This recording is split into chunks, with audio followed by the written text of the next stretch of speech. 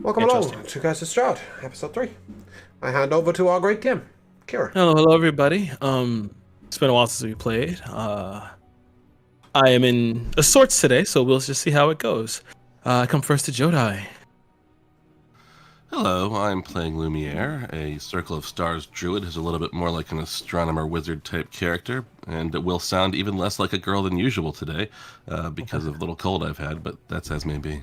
Hey, you know what? We like the deep voices too. We're here for that too. Joe Jellyfish. I'm Joe, and I will be playing Benedict Silicius, a former paladin of Tia, who, on his journey to try and become human again after he has been cursed with tieflinghood, has unfortunately resorted to signing a pact with the devil. We come next to Josh Zilla. Hi, I'm Josh. I'll be playing Literal today, who is a satire bard, who's having a rough time of it for someone who's so positive and carefree. He's not having the greatest day. And we come last to James Elena. I am playing Vesuvius Ventru, the Dampier Sorcerer Warlock of the Divine Soul. Nice. Quick, concise, easy. Just how I like it. Now we will fall back in. Previously, you guys were in the town of Garenswall. Not you, Vesuvius, but you, Zek, had quite the conversation with Orlista, who you found out was the Dark Lord. Long story short, after shooting Benedict in his chest and killing him, knocking him unconscious, you went with Orlista to go meet with Strahd, and that's where we'll leave that there. Meanwhile, Lithril and everybody else was chased through the woods by the vampiric thralls. Lithril was cowering beneath the bush. Lumiere was in pursuit, along with carrying the chest. Zek was gone, and Benedict was left dying in the street. However, through a battle, you also met someone else. One Vesuvius Ventru. One that was already walking the mists. After a long fight with vampiric thralls, Lumia had returned back to Garen's Wall in order to try and save Benedict, but it was already too late. Benedict had already expired. Cloaked by the mists, he was, how do we say, in a meeting, in a conversation, he made a deal that he cannot take back. Lumia, you watched as Benedict had returned to life, horns fully regrown. You went back into the woods. After vanquishing all the thralls, meeting your new friend, Vesuvius, you traveled through the mists. I learned that the mists was a terrible place. Sounds of terrible monstrosities of what you could not see as you traveled through the rain and the cold. You eventually made your way to a house, a Victorian mansion. You met two children on the outside. Two children on the outside. You agreed to go in and solve a problem for them. A monster, knowing that their parents were also on the inside. You went inside and had a long rest, and you discovered that this place was never what it appeared. But you guys had an inkling anyway. Some of you dined on maggots and rotted food. Others learned that there was no escaping this place. You opened the door into another reverse, weird mirror-like identical house. But after all was said and done. Oh, and let's not forget, Vesuvius found something in the dumbwaiter. But after all is said and done, the children are gone. Sorry, Kira, didn't I find rats at the dumbwaiter? You found one other thing too. Did I? You found you found a page. You found a page. 1 of 8. No, I'm kidding. But you found a page. 1 of 8. Oh no. I don't I have know any this recollection from of that, I'm somewhere. afraid. You don't have that? I don't have any notes on that, any recollection of that at all. It probably happened. I don't have it. Yeah, you found a page and you looked at it. It seems to be musical notes. Yeah. Okay, sorry. Okay, there we go. Yeah, that's the bit that I was missing. Oh, those There you musical go. notes. Indeed. But we come back in to the house. Benedict, you're just leaving that dining room after talking with Lithril and having a heated conversation, a heated debate. Which How are you? ended with me attempting to push him and being apparently fooled by, what was it, an apparition? It was indeed an apparition. You saw a hand that kind of creeped around Lithril's neck and was about to grab. And then as you looked again, it disappeared. So, Benedict, what do you do now? As you've walked past Lithril, and you're going back into the foyer area. This is where there was the you see the emblem above a fireplace of a red windmill. That kind of like it's kind of backdropped by like by mountains and hills off in the distance. With a nice fireplace, and underneath the actual emblem, you see 2 swords that are kind of like joined together and on display. Hello, cat. On top of that, as you walk in the foyer, you see there's a few doors here. Vesuvius, I believe you were at the foot of the stairs going up to the second floor. So I must ask, what is everyone doing?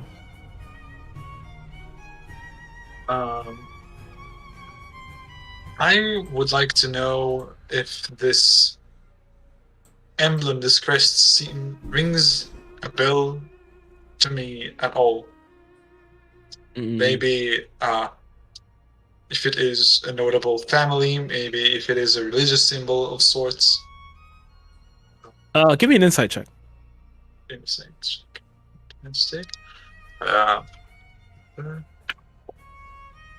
Damn it. An insight, that would be 18. Okay, 18. For the insight check, you can tell by the coat of arms and how everything is placed that this is a notable family. However, you do not know this emblem nor the family.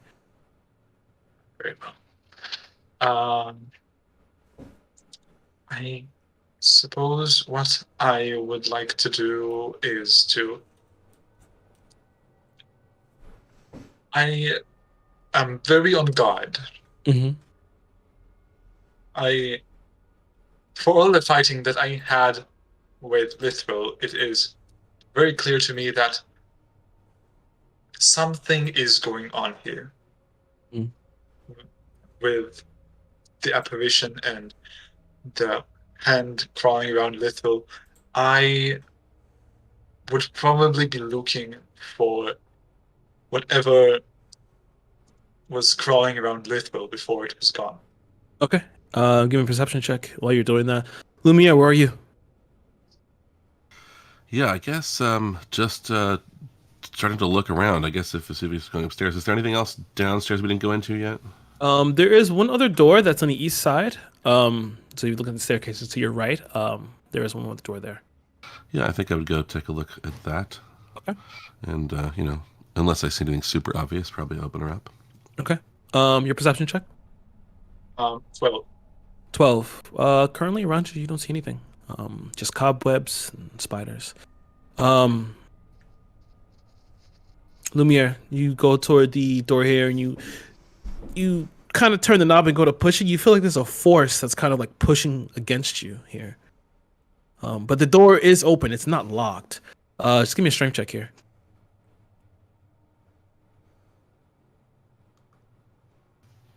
Surprising 18. Nice. So you brace yourself against it and you open the door, and as the door swings open, you feel this as it opens up. You feel this gentle breeze, and you hear a low growl in the shadows here. You can see a little further ahead of you, but even with your if I'm correct, you are an elf, correct? If I'm not correct. Half elf. Half elf. Even with your dark vision here, there's a portion of the darkness that you can't see beyond. But you hear a growl. It's like deep in here. But you see that the floor here is like it's rugged, and from what you can't see, you see like the legs of chairs and tables kind of overturned and broken. I'm just next to him because I was at the bottom of the stairs, right? Yeah. So you heard the door swing open as she you saw her force it open, and you heard it like. As I look over, am I able to send a light into the darkness? You can. Yeah, I'll cast light. Cast light in there, and as it kind of maneuvers over your shoulder and begins to light the entirety of this area, you see that it's a den. And as it hits the shadows, you see as the shadows kind of look like they were like bowing back, like tendrils as they were kind of like trying to slither outwards. But then as the light kind of beats them, it slithers back. You hear that growl again, but it kind of just lowers into a whisper before disappearing. The room is empty before you. You see in the corners, there's like 2 cupboards with these rusted locks on them. And you see that there's a fireplace there, but it's covered in cobwebs. It hasn't been used in forever. Well, should we take a closer look, or does it seem completely useless? Might be worth looking in the cupboards. Yeah, I'll go in there and see if we can get in these cupboards. Okay. Yeah, they are locked. So how would you try it? Do you have these they're tools on you? rusted? You said They're pretty rusted locks. rusty. They're rusted locks. I'll just blast them with force. Eldritch Okay. blast. All right. I won't ask for a hit roll. They're locks. They can't move. So they fall over as the force kind of like shatters them. You see they kind of just fall over, and the doors kind of open. I'll have a look in one and assume Lumia will have a look in the other. Yeah, sure. Looking inside here, you see now that this is a den, and as you look around, you see that there are a multitude of like wolves' heads that are hung up here, all in like these snarling fashions. Their teeth are just bare to show. Inside the cupboard here, you find some things that may not be too much of interest to you. You see a crossbow, heavy, light, and you see a hand crossbow and some bolts. But at the top, there's you see that there's a box of playing cards. I'd like to take the light crossbow if I can. Yeah, you can. Well, sorry, the hand crossbow. The hand crossbow. Yep, you can take that. Yeah. And there's and 20 bolts. Okay. And ordinary playing cards, you said? Yeah, ordinary playing cards. Yeah, I would just, I guess, pop my head back out to where I can sort of speak to the others around the foyer and just be like, there are some further crossbows in here, I believe. If anybody needs one, that's not of interest to me, but I don't see anything else in this room. Lithro. Yes. You were just left. You were just left there by Benedict. I was. As you're staring down the tea on the floor, the cup slightly cracked. You're still in this dining room. How are you feeling? I'm feeling very betrayed is maybe too strong of a word. I'm feeling offended. I'm feeling like I'm trying my best to help and it just doesn't seem good enough. I'm feeling very very alone. Okay. Give me a Constitution saving throw. Oh no. I mean, I'm feeling great. No worries in the world. That's an 11. 11. As you sit there thinking about all these thoughts, tell me, have you ever felt this way before? Is this the first time for you? I have. Not often. I try to keep, a can-do attitude about most things. But there have been times when interactions with people outside of my my circle. that have, shown me that not everyone thinks the same way I do, and not everyone believes the same things I believe. So it's all a mask? Wait, what? I said, so is it all a mask? It's what a mask. This facade you put out. I don't put out a facade. You don't? You sure? I mean, I try not to look at the negatives. I wouldn't say that's a facade. I think that's more selective viewing of the world. Because I know that the world isn't great, but I try to see it like it is. That bastard spilled your tea after you tried your hardest to help him. He did. Give me a perception check. Oh no. Is this where my tea leaves are gonna come into play? Perception, yeah? Yeah. So that's 14. 14. As you're sitting there looking down, you see just on your peripheral, you turn to the left and you see that the table has changed. It's now a simple round table with these two ornate chairs. The nice steel work is kind of formed into like these flower-like designs. As you look to the left, the table is like this blackened metal, and on it you see this nice, beautiful tea set. I'm gonna look around. There's no one around, right? It's just me. You look to the right. You see to the foyer. You look back to the left. You see this man sitting there.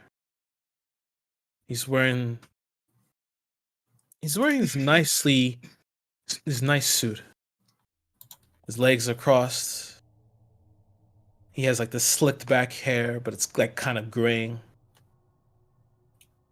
Please, won't you sit?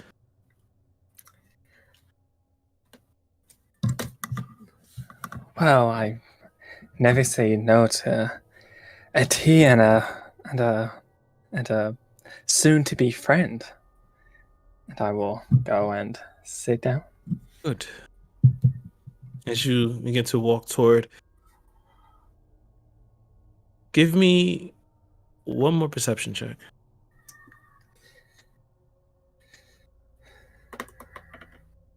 By the way, am I the only one who doesn't hear any music?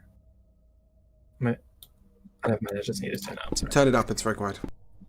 Yeah, it's very atmospheric. deep music. That's another 14. Another 14. As you're walking, it's like time jumped for you. You began to walk forward, and the next moment you're sitting in the chair with him in front of you. Everybody else, though, you guys hear the door to the dining room shut. Immediately run to the door. Dumia, perhaps we should investigate these goings on. Yes, indeed. And I shall do so. Yep. I'd like to also take this moment to cast Armor of Agathis on myself. Okay. So you guys run to the door. Benedict, you run back. You gonna try to swing it open? Of course. Okay. You go and grab the door. Yet again, there's a force here. Give me a strength check. Ooh, that's a good roll. I got a total of 19. 19. As you finally get to slightly open the door. Get there 1 second. As you get to bust it down. Lumiere, sorry. Lithro. Yes. Sitting in front of you. He begins to slowly pour the tea. You can smell like pomegranate and a nice herbal, fruity smelling tea. As he pours it in, the steam rising up behind him, the hearth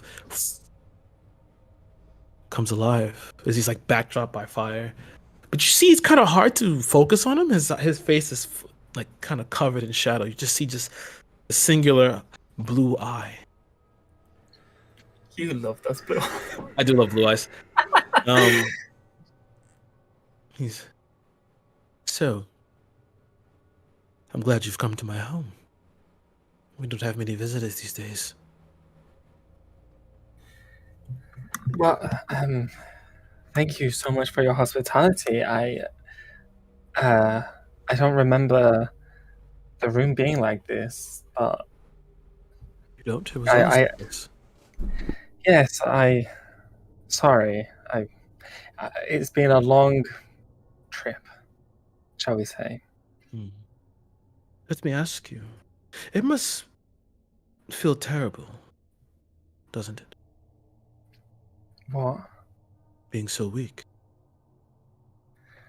Well, yes, I'm not necessarily a fighter, but I think I have my uses.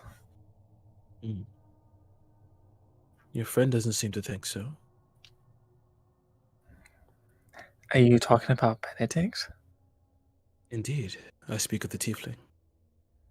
Well, it seems that he has been through a lot, so I'm not gonna hold um his him lashing out at me against him. I know that he didn't mean it. He didn't. Hmm. Drink your tea before it gets cold. Thank you. As you take the Pomegranate. cup up, as you take the cup up, kind of your sight kind of disappearing. You bring it back down. You see in front of you this large serrated blade sitting on the table, and the man is gone. You feel just a hand pressing on your shoulder, and something instinctively tells you, do not look at his face. But Lithro, I need you to make a charisma saving throw. Lithral. Bard turned assassin. That's 11. You hear these whisperings. It's really low, and you can't make out the actual language. But then you feel it. You feel it leave that pressure leave your shoulder, and at that point in time, the fireplace goes out, and you kind of like come back out of this trance, and you see the dining table as it was. And at that time, the door busts open with Benedict there. What? As you turn around, that serrated blade grip tightly in your hand. I need you to make an attack roll.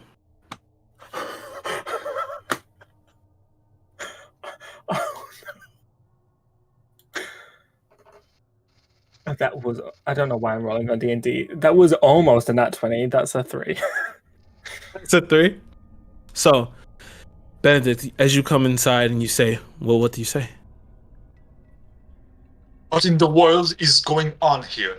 You see Lithro spilling out of the chair, dashing towards you, knife raised, preparing to stab you. As he brings down the blade, what do you do?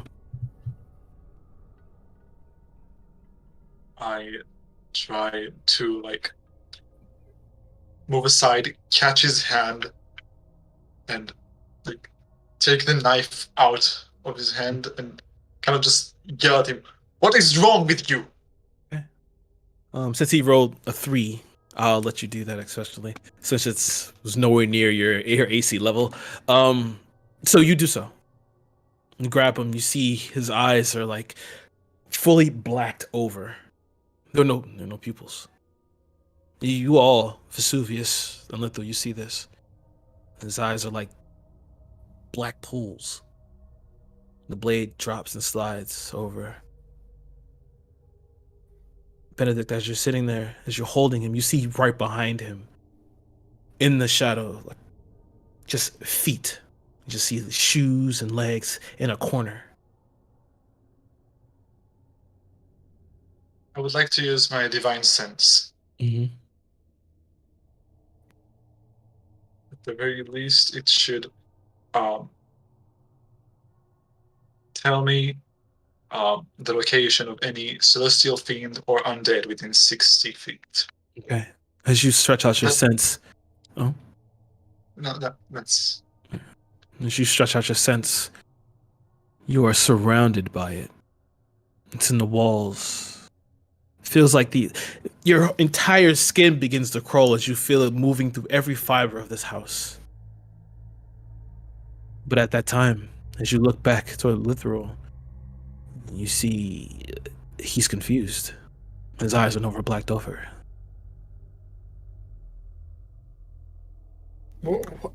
Silvius, What are you come doing? here at once. Yes. What are you doing? Get off me. You just wait. Lithril just attacked me. Something is No, I didn't. terribly off. Why would I attack you, brother? I could think of many reasons, especially considering how much I considered attacking you, but that is not the point right now. I would never attack you. Would you, if that is the case, would you mind at least letting Vesuvius check that everything is all right with you? Because this house, something is Are you suggesting he's possessed? terribly.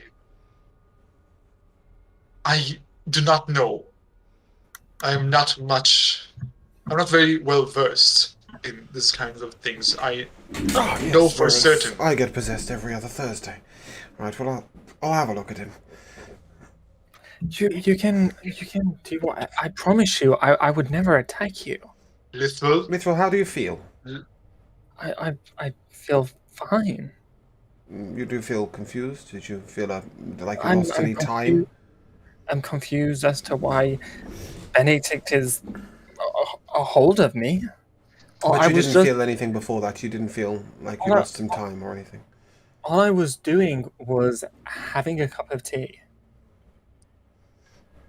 Fair enough. That's Lithril, all. listen to Can I me. do a medicine check to see if he looks like he's particularly okay? Okay. Mm-hmm. Excellent. That is a whopping 9. If that is a fail, I would like to add to it. Is that a fail?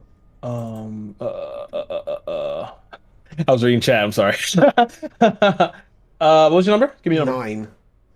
That is a fail. Okay, bear with me a second. I'll use my favour the gods, and I will hand you a 13. Oh, okay, that's better. Thought it might be. Yeah, no, he's whatever was a hold of him. It seems to be gone for the time being. He seems okay to me, Benedict. You can at least let him go. Of all the people who have behaved particularly irrationally, I would have thought you were top of the list, but... Well... Shall I we need perhaps you. go and explore upstairs and maybe see whether we can find a way out of this place instead of all sitting in different rooms getting haunted and, just being alone? It's a strange place. Some cope with it better than others. Listen. I can tell you one thing for certain. This place has incredible evil all within it. Yes, We are surrounded by very it. much so. But that's a good reason for us Do not to you sit in have different rooms. anything? Do you have anything that you can do to remove some of this evil, maybe? I don't intend to expend my energies trying to remove the evil. I'd like to expend my energies trying to get away from it.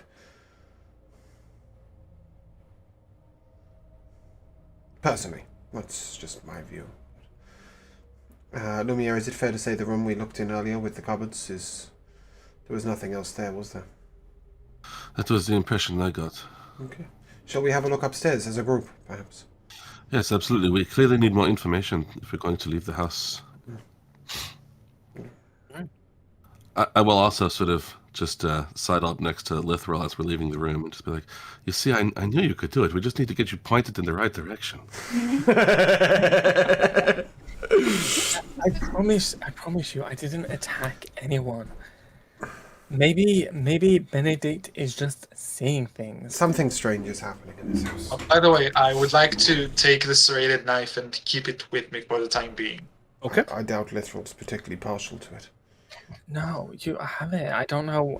I don't even know why it's on the Oh, I'm floor. not asking. You don't need to tell me that I have it. I'm not asking. I'm taking it. That's just go upstairs. Strange things are happening in this house. We got it. The house is evil. We got it. One of you had a vision of the other one doing something, or one of you had a moment where you did something you don't remember. One of these two things definitely happened, and frankly, it doesn't really matter. Neither of you are hurt. Come on, let's get upstairs. I love when James is tired. Vesuvius' voice. Vesuvius doesn't have a voice. Zek had a voice. Oh, Zek did have a voice. I missed that. I don't know what voice Vesuvius would have, so... I'm kidding. Okay, so you guys begin to ascend the spiraled, carpeted staircase. Lovely. Mm-hmm. Spiffing. I'd like to lead the way. Oh, yeah, certainly. Yeah, tell me currently... Doesn't matter too much, but what is the marching order currently if you're leading? I think it's fair to say we wouldn't leave Lithral at the back. Yeah, I figured that. That's true. I think That was me gonna about to say I'm at the back. Yeah, no, I'm at the back covering like. Okay. Oh, that's exactly what we want. Benedict with his sword behind Lithral. Perhaps we'll have Lumiere between the two, and we'll leave Benedict at the back. That's fine. I mean, I'm eager to move, but also to make sure everybody else is moving with us. So. Yeah. Well, I just don't think we want Benedict and Lithral next to each other right now. So I shall proceed up the stairs. I've got light going on still. Okay, great. Yeah, with the light. Yeah, what's up? No, that's all right. Okay. I just realised that I'm an idiot, but that's not a problem. That's not relevant to the gameplay. I was going to say, and I cast Mage Armor, and then I realised I already had Mage Armor on, and that would be an entire waste of a spell slot. So I'll proceed. With the light granting your way as you ascend the staircase, you see that it kind of shifts. Downstairs was very old and kind of like unkept, but you see as you begin to ascend, things here are a bit more pristine. Can I make an insight check and see if that's actually the case or if I'm seeing things? Make an insight check. I'm renowned worldwide for my insight. That's a 20. 20. Not As you look, you see where there is dust is seemingly starting to, as if the house is prestidigitating itself. Oh. How nice. Maybe they've kept the food fresh. You get the feeling you're being welcomed. The upstairs is well kept. That's probably not a good thing. Let's proceed. When I get to the top of the stairs, what do I see? As you climb up to the top of the stairs and make it to the top, you see as your dark vision kind of maneuvers outward, you see that there is an immediate door to your right, small singular wooden door, and then there's two other doors here flanked by two guard statues. You see that they have like pikes and armor. Anybody got a preference on which door? Well, as long as we stay together with it, I think I open want to the do one to this my left. quickly, but As you open the door, inside you see 3 He's dead walking bodies, inside. 2 wolves. Yeah, you know how I do. No, mostly you see in here a very decrepit-looking bedroom. It's a very thin, not narrow. cleaning itself. This one is not clean at all. I'll shut the door. Not interested. Yep. Close the door. You did see one thing though. Oh, in there. open the door. You see in the corner where that dumbwaiter was. You can immediately assume that this is where the kitchen's above. This is below this. The dumbwaiter probably goes into this room. Well, the dumbwaiter was down when I was in there, right? When I was Yeah, in the it was kitchen. down. I'm Yeah. not going to call it up to see if it's magically found another letter. Cool. I'll shut the door.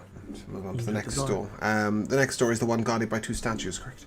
Yeah. As you step in, as you begin to step in, your eyes begin to go slightly funny. You feel like it's burning, Oh, that's not funny. and you all begin to feel this burning. Okay. I need Constitution checks, please. this isn't good. I will gladly make said constitution check. I'd Oh, also like to that's shut not my helpful. eyes and listen really carefully. Yeah, I got an 8. I Did you say that the burning's in our eyes? Yeah. That's a 12. Okay. 14. Okay. That's a 6.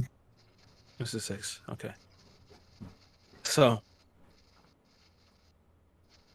Benedict, Lithral, and Vesuvius, you shut your eyes. Mhm. You listen closely, and you begin to hear the shuffling of arm. Are you feeling of stone? If the stone's moving. Lumia, where are you looking right now? All right, so give me a quick. We're looking in. We went into one of these rooms now, or we're just Going, proceeding going along? rooms. Yeah, she was in the doorway. So like there's a hallway here. There are there's 2 doors, 2 statues flanking each door. So I guess I'm looking at statues. I think. Okay. All right. So you hear the slight shifting of stone. Sorry, And can you then- clarify if that's behind or in front of us? It's around you. Okay. You hear the slight shifting of stone. However, as the burning passes, you're able to open your eyes again. Nothing seemed to have changed. But you're going in the right or left door? In that case, I'll close my eyes again. Using my excellent hearing, I would like to enter through the left door. Okay. Is everyone else shutting their eyes, or you guys keeping your eyes open? I'm gonna keep my eyes shut. Okay. Open. I gotta see stuff. It's who I am. All right. Open. I don't think that at this point, unless Vesuvius explicitly said that we should close our eyes. No, there's this is more a him thing. Yeah, being- then there's no reason for Benedict to close his eyes. Being a vampire, his smell and his hearing are probably better than his eyes. So it functions well like that. So, as Vesuvius enters into the door, Lithor, you following right behind Vesuvius. You like have your hand to his back going in. Okay. As you're all beginning to walk in behind Vesuvius, you hear the shifting of stone. Lumia, you turn around, you see the statues have turned to face toward you.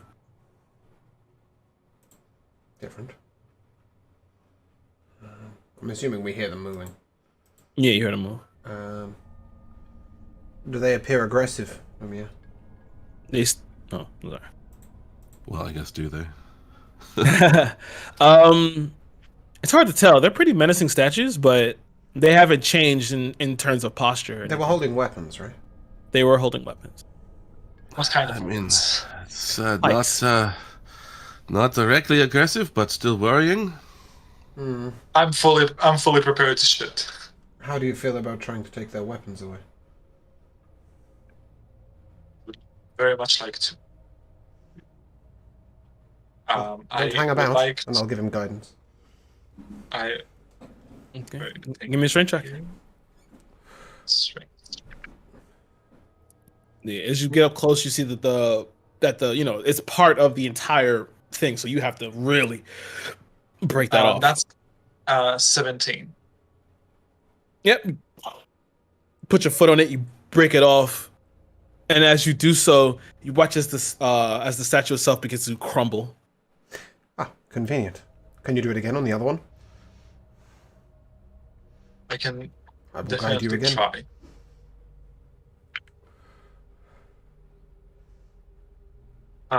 What does guidance mean again? Plus a 1d4. mechanically? To your Plus a ability check. 1d4, okay. Oh, great. Then that's going to be another 17. Nice. I got you, bro. And now I have 2 pikes, apparently. A stone or metal? The stone. Yeah. I wouldn't be walking around with those, Benedict. They are more of an encumbrance than a weapon.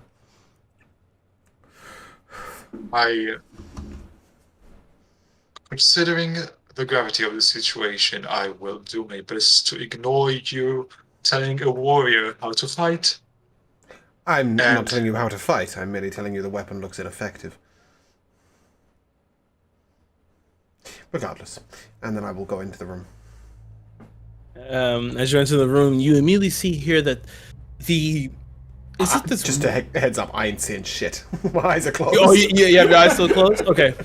So as you walk in, you know, your feet are touching this nice, pristine marble. The heels of your boots are clicking lacking. You finally continue to walk, and you feel it become muffled as you're walking on carpet. You inhale. You can smell paper and leather bindings. You know you're in a library. You smell wood, mahogany. I'll open my eyes. I'm gonna open my eyes too. You immediately see that you're in this beautiful library. The books here are they range from kind of newish to oldish. You see some of them have like some of the pages being spilled out, and some of the bindings are becoming loose or are loosened. There's most of them are against the wall.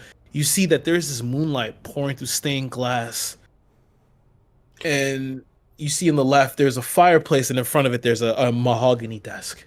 Can I inspect Polished. the shelves and see if there's any like family books, sort of like family histories or anything? Okay, give me an investigation check. Nope. Folks, do we think it is worth me taking a few moments to cast a detect magic spell? I don't want to use too much of Probably the... not in here, I don't think. Although it's up to you. This is the Yeah, least I'm threatening room concerned we've about found taking so the far. time, but... What was your investigation? A 7, an 8, sir. 7. Oh, an 8.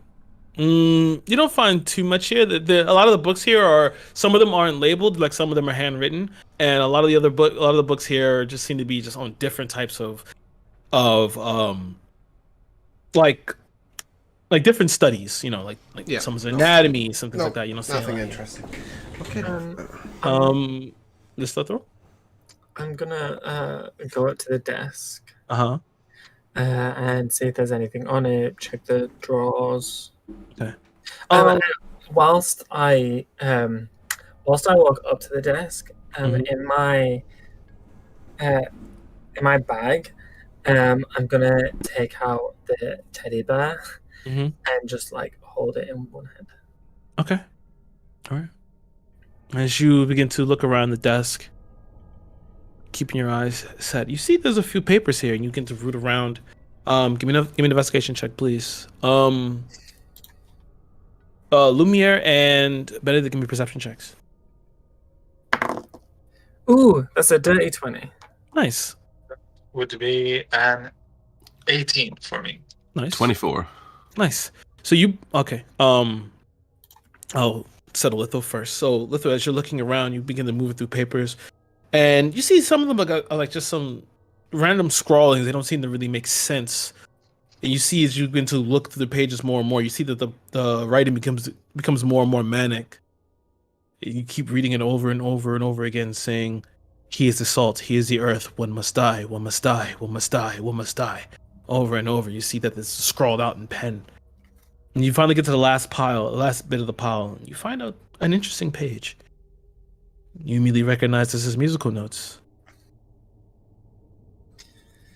And you pick the page. Hold on a second. You find one other thing, by the way. Okay. As you're rooting around the pages, your hand kind of slides across, but you feel it as you're like looking over the music notes. Your hand is grabbed, and it's maneuvered over as you touch a box. And you flip the box open, you see there's a small iron key inside. Okay. Is there any markings on the key? There are no markings on the key. Okay. This key is very, as opposed to what the house looks like. Whereas this is a very crude key. It's just like it was no care put into this key. Okay, I will take key and put. Why am I talking like that? I don't I will know. take the key and put it in my bag. Okay. The page of musical notes. Would I know what instrument? Give me an if insight check. If it's instrument specific. For your perception checks, you both, Lithru and Benedict, you see immediately. You see this one book that doesn't look right on the shelf. It looks just really, really out of place. I'll go straight to it. I love books. All right, you walk up and pull it, and you hear a latch as the case swings open. You get this real stale smell that kind of begins to pour into this library office area, and you see a little bit further down this little darkened corridor. There's another door back there. Lithro, What do you have there? I got a 15, by the way. Okay. Yeah. You know this is to be a piano. I found a sheet of I found a page of sheet music. Oh, I found one earlier. Here. See if they match up, and I'll hand him the page that I found. Thank you. Do they match? They do match. Is it one and then the other, or is it not in? Are they not in the right order? It's one and then the other. You successfully found page 1 and 2. Excellent. Do you mind if I keep hold of these? Please do. Thank you. And then I'll walk towards everyone else who are in front of the now opened secret passageway. Like the way I'm holding the bear, like I'm holding the bear's like arm and like rubbing my thumb against the fur. Okay. I don't know if you need to know details like that. No, it's fine. It gives me an insight to exactly how your character's feeling. It's fine. Yep, and obviously I'll go to lead the way because I've got the light around me. Mm-hmm. As you walk up, not the way I expected it, but books tend to lead to good information. So yeah. As you walk up to the door, it's unlocked. You swing it open. You hear the scream of rusted hinges. As you hold it open, and you see your dark vision allows you to see in a corridor a body hanging over. Looks like a chest. It's like slightly open. How long does it look like it's been dead for? Oh, it's really decayed. Really decayed. Something died here, but not recently. Perhaps the chest is trapped. Does it look like the body is being propped up, or does it look like a suicide thing? It looks like the body died over the chest. My money's on a trap. I'd like to take Mage Hand and push the body off the chest and see if I can open the chest with the Mage Hand. Okay. As you push the body over, you see buried deep into the rib cage a dart. Oh, okay. I'll step to the side and then Mage Hand the chest open. Yeah. You open it, nothing happens. Oh, is there anything inside? Take a quick look. Yeah, there's a few things inside. Okay. I'd like to grab them one by one and just put them on the floor outside the chest so that we don't get madly beaten up by a chest. It's a mimic, goddammit. All right, so no, so you pull, so as you pull out the stuff, you see that in here there's a few books here. They're mostly black in leather covering. I'll have those to Lumia. And you find these 3 rusted metal tubes. I'll hand those to myself. Okay. You find a few other things too. You find some other papers. You seem some names scrawled on it. You see Craven Thornbolt. I'll give those to Literal. And yep, that's all you find. Oh, I'll just shake Benedict's hand.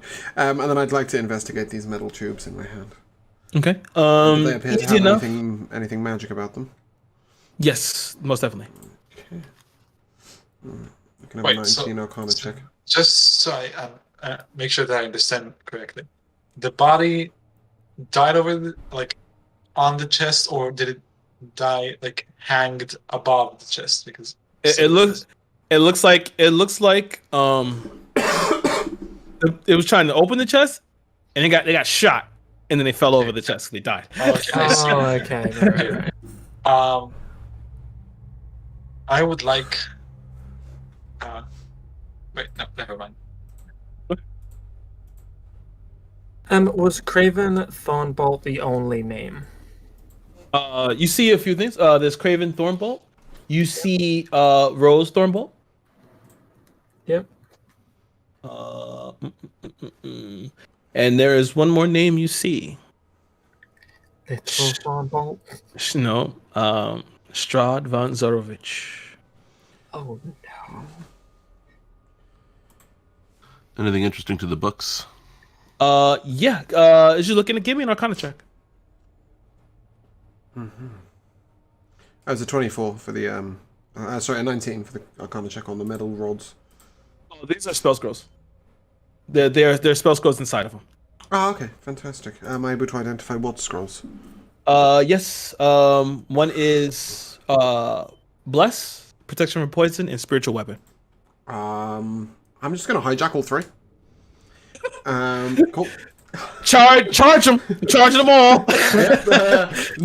Not even considering handing those out. So sorry, that was a spiritual weapon, which is second level. Bless Bless, which is first level. and protection from poison. Second level, right? Oh wait, is that a paladin spell or a cleric spell? Give me I one don't think second. it matters with the scroll. Ah, you Yeah, can but only the use scroll- one to the class to which you belong. It just prevents you from having to make a check. Paladin, cleric, druid, ranger, artificer. Cleric, cool. Yeah, I'll nickel 3, and it's a second level spell, right? Yeah. Cool. Need to double check. Yeah, second level.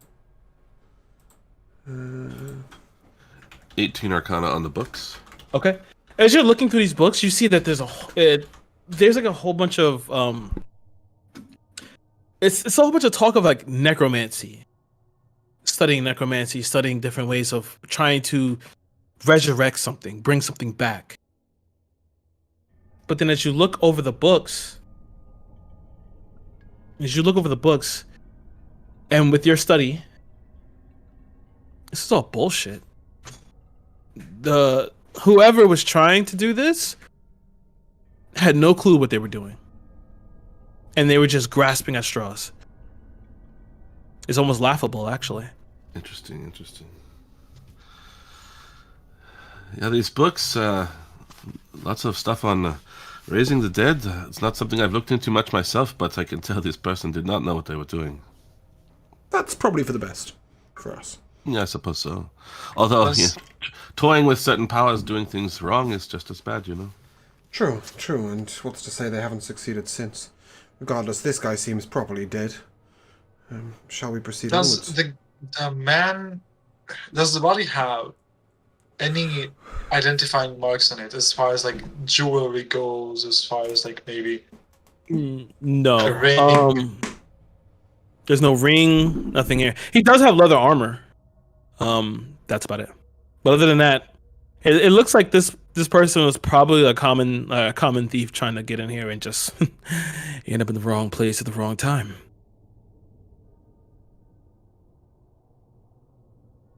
I'm sorry, are you indicating that there was a right time to be in this house?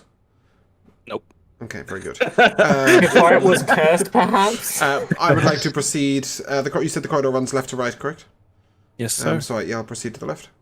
Okay. Come back out. Clockwise. You come back out and you see now that the rubble created from pulling off the pikes of the statues is gone. Oh, sorry. That was the end of the corridor. It was just the chest. There was no further. Oh yeah, no, there's no further in the I thought secret the door. corridor No, was yeah, going left to right, like across the chest. Right, I see. So yeah, we're heading back, and then I'll go into the next room with the statues. Okay. I'll Yeah, you close see, my eyes like- before I do. Yeah.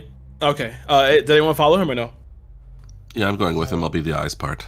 Okay. I do. Good luck. Yeah. I'll Okay. follow. All right.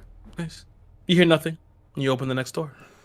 Fantastic. As you walk into this area here, you see that this is a. Are you gonna open your eyes or no? No. Okay. Lumiere, as you walk behind him, you see this beautiful, beautiful music room. The airplane's going ham. You see there's chairs that are set up on the sides. You see that even though you don't feel a wind, you can see that there are these large curtains that are kind of blowing in here. And to the right, as you immediately look in, you see this beautiful piano, the lid up, and a chair in front of it. Well, Vesuvius, listening might be the way to go with this room. It's clearly a music room, and there's a piano. Did we just hear something about some piano music? I'll open my eyes and take a seat at the piano. Literal, did you have those music sheets? Yes, I do. Did you wish me to try and play them? Can you, or would you prefer a bard to do it? Oh, you're a bard? I thought you were a cleric. No. What? Did you Yeah, change Same class? mistake. I changed that after episode 1. Well, that fucking that just went straight Even over my told head. you about it. Sure, sit at the damn piano.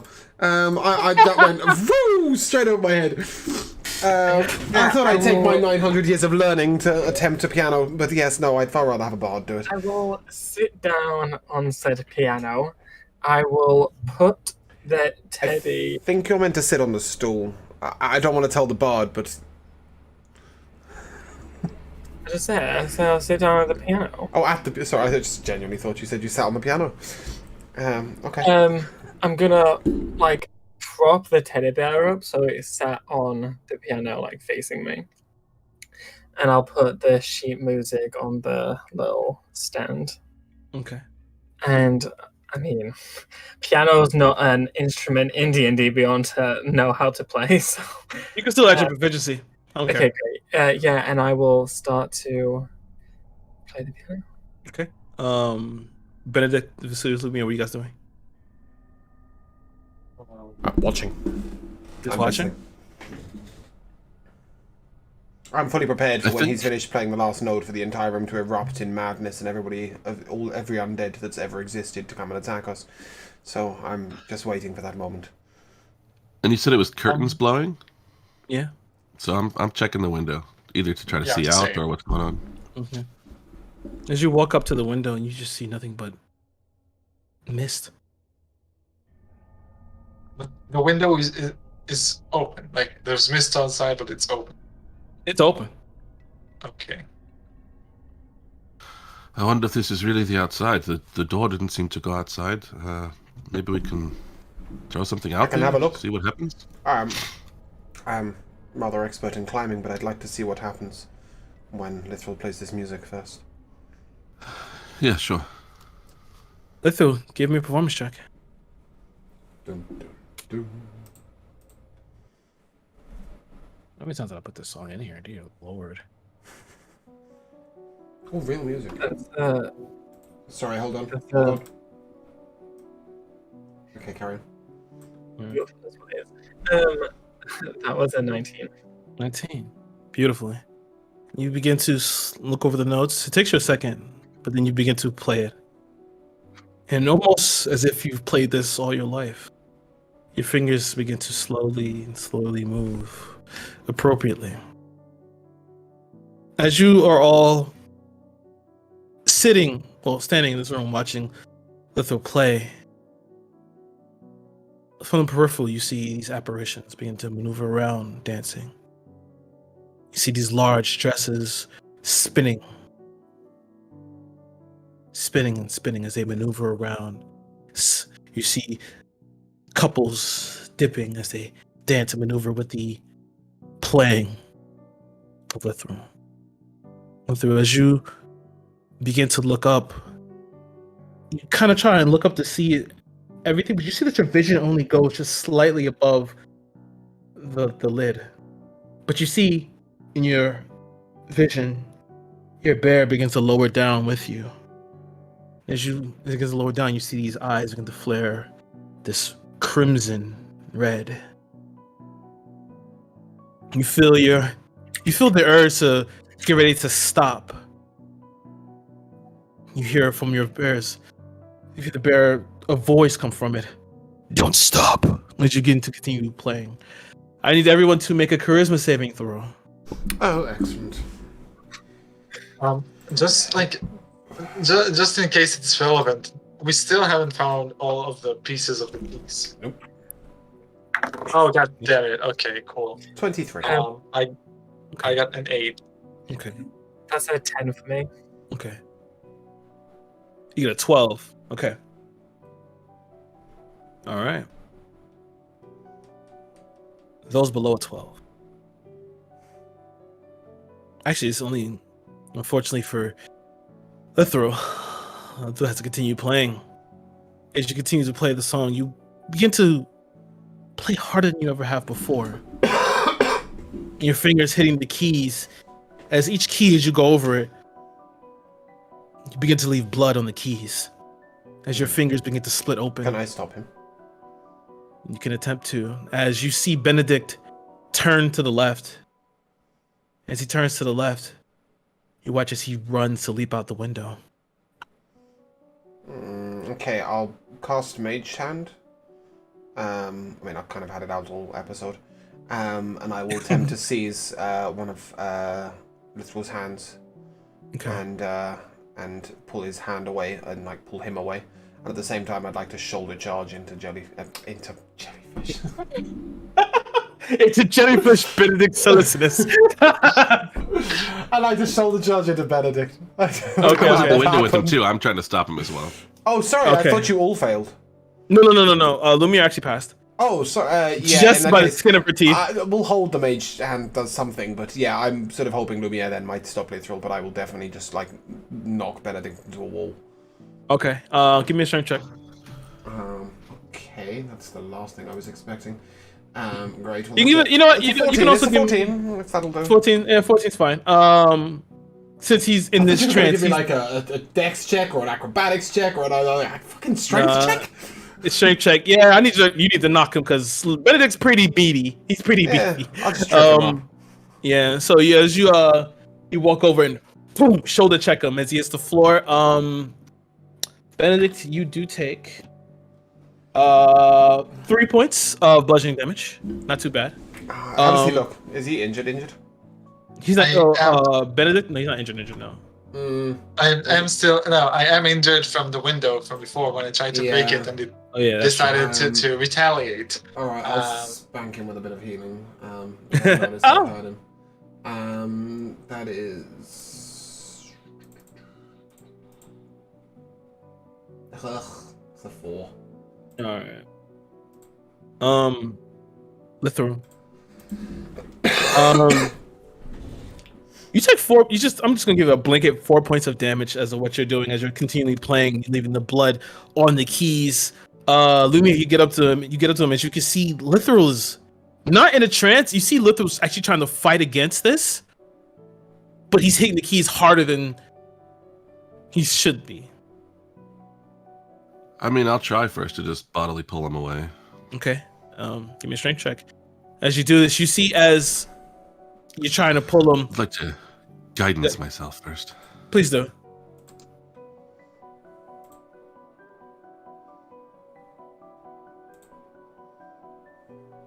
So that comes to 15 total. All right, nice. You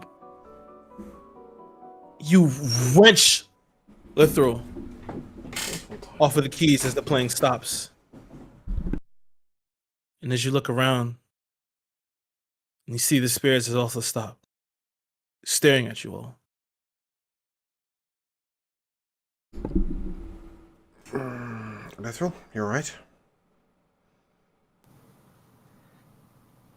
Lithril's gonna look down at his hands and like gonna start shaking. Give me a sanity check, please. What is that just a D20? Wisdom saving throw. Okay. Shouldn't be too bad for you. Well, you're supposed to charisma, actually. Well, exactly, yeah, and even my charisma checks haven't been great. Oh, there's an 18. Okay, nice. Vesuvius being there, and you look at the teddy bear that's kind of now tipped over. Still staring. Still staring towards you. Don't laugh at my teddy. Just the image. Just the image. Just Kira going. He's still tipped over, staring towards you. You see as all the spirits are currently staring at you. But as you look down, I'm sorry. Go ahead. Benedict, are you okay there? You tried to throw yourself out the window. Am I okay, Kira? I don't tell me. Are you okay, Benedict? Am I, like, aside of Vesuvius telling me, am I aware that I just tried to jump out of the window? You are fully aware. Oh. You are fully aware you tried to jump out the window. You can still feel this gentle breeze, but then as you look up in Vesuvius, you see that now these spirits are staring towards you, staring toward all of you. Don't mind God. them. Are you okay?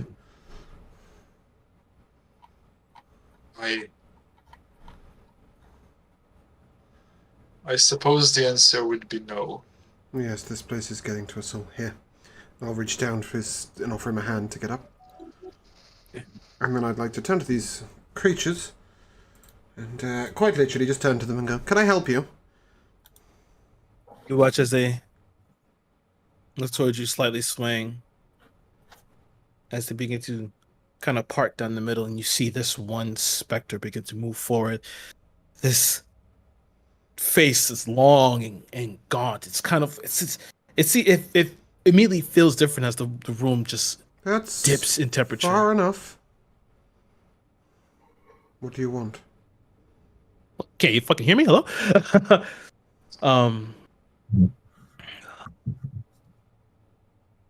One must die. Oh, that'll be him. And I'll point to Benedict. I'm rolling this shit.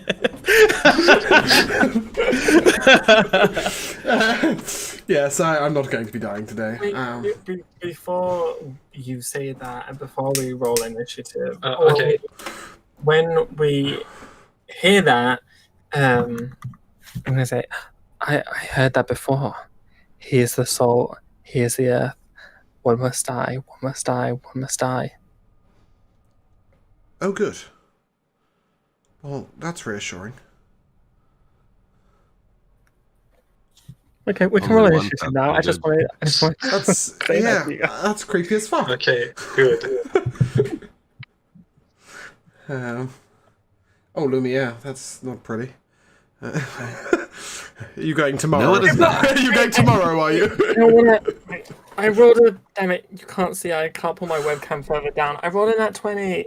On your Nice, initiative? That's Yeah. a fucking waste. I of it. rolled a dirty 20. All right. Okay, 17. that's 24. What total? For 21. All right. Dirty 20 for you, Benedict. 17 for Vesuvius. Lumia, yours is what is this? Okay, some Very dirty 5. some sort of minus number over there. Nasty. Oh, I forgot. You gotta roll for Ak. Fucking Oh, right, Jesus. axe is a On thing. it. Yes, Ak is a thing. It's probably the best description we've given to Ak so far. I completely forgot Ak was here. We miss you. Yeah, let me just pull up his page. Sorry, I didn't have Let's that be going fair, on. the investigation part was never going to be ack heavy. You say that, but Isn't Ack he would s- get like a natural isn't 20 on he still perception and then dying to, like- immediately pull it off the book. Isn't he still dying to like a thingy? To eating maggots? That was the thing, wasn't it? Yeah, I think you will. Because he's got full health right now. Yeah, But I can't edit that. Only you can. that's fine. That's fine. Okay, Ak is. Oh, do I have it? Well, that makes Lumiere's look good. That's a 3. That's a nat 1 for a 3. Right. Sorry, I'm let's saving go- the good rolls for damage. Lithu, you're up about 40 feet from you. See this specter standing between you, standing in front of Vesuvius as the other spirits have crowded around. You're muted. Sorry. All I said was, okay. So they're all grouped together, right? Yeah, they're all pretty much grouped together. Perfect. Then I need all of them to make a dex saving throw. Is this hitting me as well? I'll do it so that it doesn't, I guess. Well, I'm standing in the middle of them, so what are you? Oh, What they- are you doing? I'm casting Fairy Fire. Oh, that's fine. You can choose. You can choose who you hit with that. Yeah, exactly. Yeah. It's not an AOE. The main big specter got a 14. Does that pass for you? Yeah, it's a DC of 13. Okay. And the other ones fail. Great. So I'm going to grab Teddy in one hand. Oh, he's And got a then- name now. What? I said, oh, he's got a name now. Sure, he's called Teddy. And then I'm gonna like outstretch one hand, and they're all gonna be aglow with baby blue light. Hey, it explodes.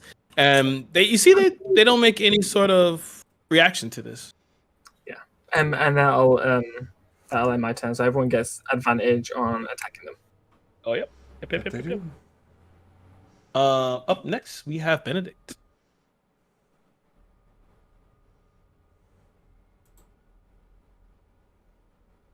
Can I make some sort of check to see if they're physical in any way, shape, or form that would let me shoot them? Okay. Give me a nature check. Oh, that's not good. Yeah, that's a 5. You can't really tell, but you are a paladin. You've dealt with undead before. You're pretty sure that yeah, physical is not going to be the best thing to use against them. Very well.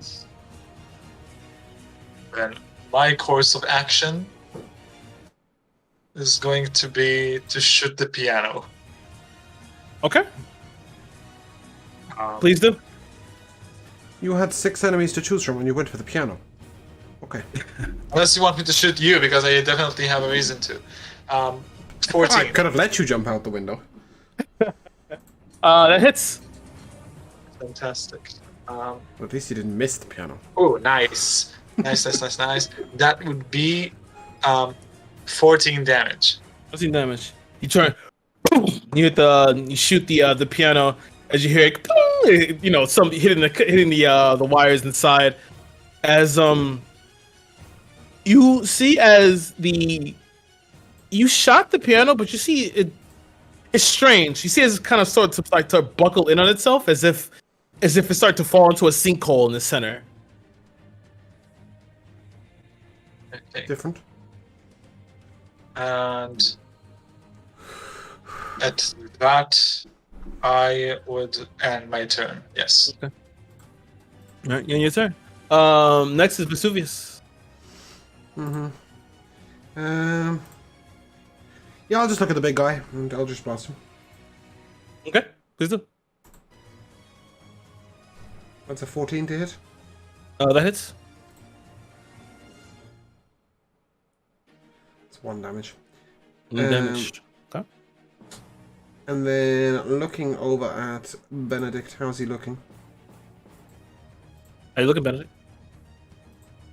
I definitely injured, but I'm not. Take another 6 HP. Bonus Fantastic. action. I'm heal looking light. fine. Okay. I'm looking okay. And then I would like to advance to stand in front of this spirit. Okay. You move in front of him. You notice one other thing. As you shot the large specter, you hear a slight scream as one of the spirits dissipates. They disappear. How exciting. It's like a spectre with mirror image. Then you turn Vesuvius. That does it, my turn. Okay. Lumiere, you're up. Wow. Yeah, so I will seeing that doing harm to everybody else, I will guiding bolt the main guy. Okay, please do.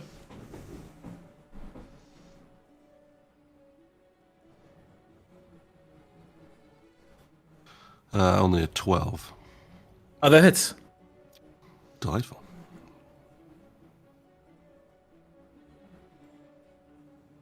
Okay, so that's 11 radiant, I assume.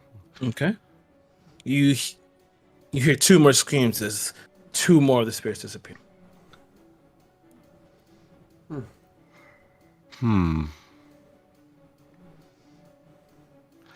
Yeah, I think I'm still going to do this. I will, with my bonus action, activate my armor situation and go into Archer Starry form. And when I first started, I also get to throw one of the light darts, and forget it's that will with be with advantage because of the guiding bolt. Yeah. Well, it's with advantage because it's verified. So. Well, the main guy didn't get very far. Oh, did he I not? think. Okay. Yeah, no, man, I didn't. No. I'm just gonna. It doesn't have a place to do this. Rather than adding a mathematical, I'm just gonna use Thorn Whip sometimes when that's not really what I'm doing. Okay. Even without the advantage, it's a natural 20. Ooh, nice. So those are D8 plus Wiz. So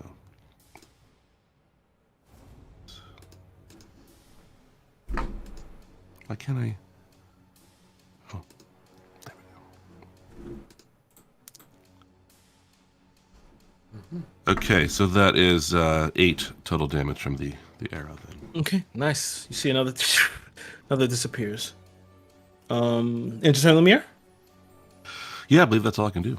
Okay. The specter, you watch as it kind of like shakes and disappears. As it disappears, it is going to strike at the secret.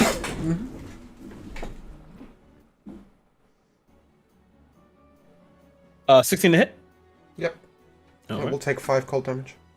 Okay, 5 cold damage. You take 9 points of necrotic damage. And I need you to make a con save, please. 20. 20? Nice. Okay. You feel as it kind of lashes out towards you, you watch as it kind of the spectral hand maneuvers through your body, and you feel as if it was trying to pull a portion of your life force with it.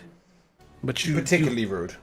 yeah, but you managed to stave off that and hang on as this spectral form of you kind of just like returns and merges back with you. Okay. It's Axe go. Axe not bright enough to work out of its able to be hit by a weapon, so he'll just rage and run up and smack it. Okay. That is a 22 to hit. Yeah, that hits. Okay, but he doesn't have a magical great axe. So Yeah. I'm assuming it's doing a whole lot of nothing. Do you need me to roll damage? No. No, I don't think so. Yeah. But Just axe goes through. smashed. What?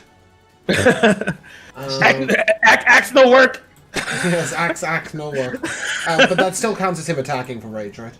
Yeah. Okay. Cool. That ends his turn. And then Zach's turn. Lithro, you're up.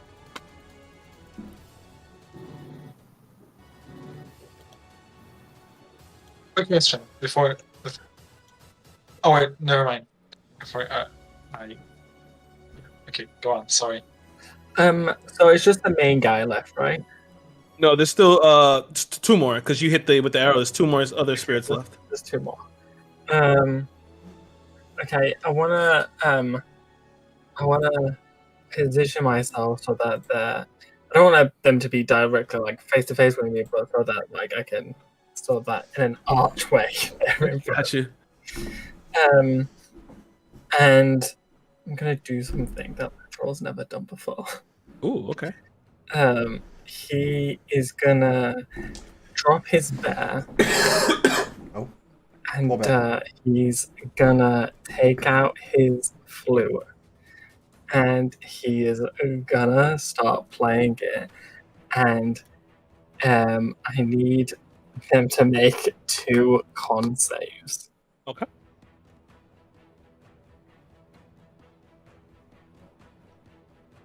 Ooh, there's a natural 20 for the big guy, and that's a 13 for the last 2 spirits. Okay, so neither of them are knocked back, but as I play the flute, the musical notes of it like send out a shockwave, and they Oh, is that hitting us as well? No. Okay. and they both take half of 7 damage, Okay. thunder damage. That is Okay. Thunderwave, right? I did. Okay. I don't know how that All didn't right. hit me, but I'll take it.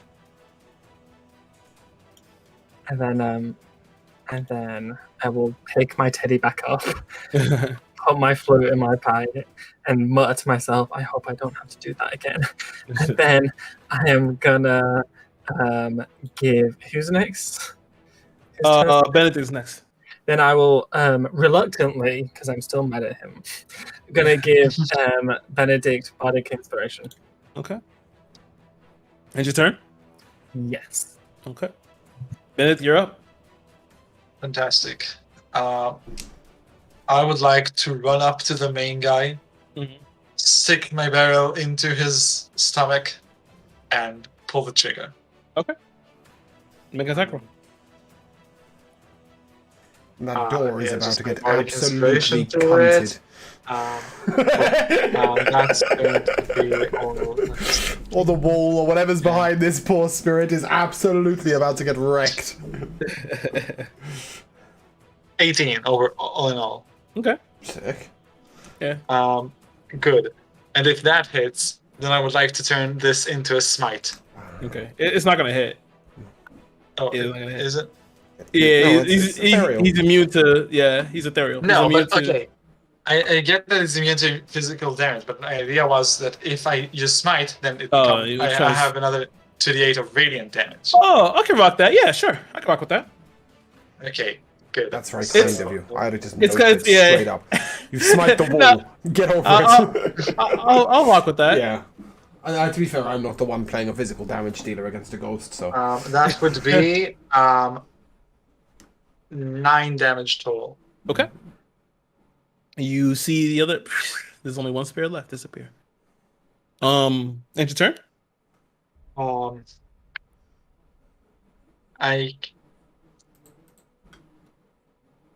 Can I disengage with him? You can just. Oh no, disengage an action. You can't do that. Right. Okay. No, it's not a bonus action. Right. I'm confusing. Okay. Yeah. So no. I guess that would be it. Okay. Great. If I'm not incorrect, because we don't have a map usually, Lithra and Lumiere should still be next to the piano, correct? They're Yeah. relatively close Mitchell anyway. should now be pretty close to the spirit if he's just walked up to put a gun inside its body. No, Lithra, not Benedict. Alright.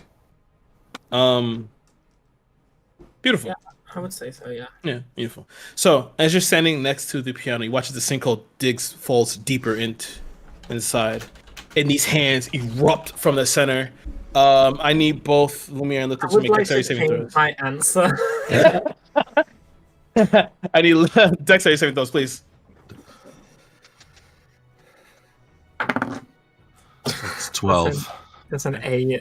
Oh, nice. So as the hands erupt out, they both grab you and they begin to pull you into the piano as these teeth erupt from inside and they begin to chomp down. Liability. You both take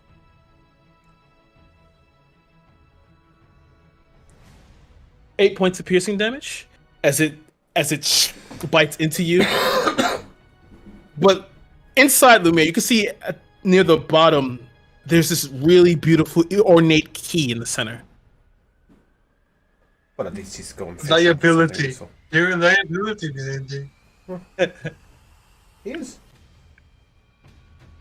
I'm not fucking hitting him. Unfortunately, I can't get to him to heal him. Unless Kira's going to let me cast Cure Wounds through Mage Hand. So he's in this sinkhole, right? Yeah, they're currently in the sinkhole, so Good like luck. kind of captured. Good They luck. like you can see. So basically, so I can paint the picture a bit better. You can just see like the top halves of their body, like the bottom halves of their body, can just I touch hanging his out of foot? it. You can touch his ass, sure. Well, yeah, it's your turn now. Yeah. Nah, I'll Eldritch Blast the spirit dude. Okay. Please do. I'm not getting too close to that sinkhole. I'm not feeling it. That's a 26 to hit. That hits. That's 5 damage. Okay. The last spirit disappears. Convenient. Um, Don't think I have a bonus action right now. Oh, I see. Well, that's interesting. Hold on, I can't hear. Someone throw a Pokeball at me. Yeah, I can throw better than a Pokeball. I can throw this. I didn't realize that my healing light recharged. I don't know why. So I can use it twice now instead of once. Which means I've got one left. But, oh fuck it, that's not fucking helping you, is it? There you go, I have 3 HP. On this 2d6, I swear to God, I've never rolled above 6 overall. Who, Yeah. me? Yeah, you. Take 3 HP liability. Is this ghost now dead, or is it just like all the other spirits are dead? All the other spirits are dead. Okay, I'm particularly close to it right now, aren't I? You are? That's fine. Okay. I'll stay put. Perhaps edging a little bit away from said sinkhole. Okay. I'm not feeling Move that. away from it. Lumiere, you're up. Lumiere, technically you're just this in this type of situation, it's a little special because I've changed it a little bit. You're not restrained or grappled, but as long as you stay in here, you'll begin to take damage. So you have two options. You can pull yourself out. But like I said, there is that key at the bottom. And like, how hard does it seem like to get to that? Like, is it at the bottom in terms of like reaching? I've got to go someplace. I don't quite have a visual on this hole. Yeah. So for the bottom of the sinkhole, you see as you look into it, you see inside like this black. It's as if you're looking like a black throat. It's about a 15-foot reach. So you're gonna have to go a little bit deeper in there to get your hand and grab it.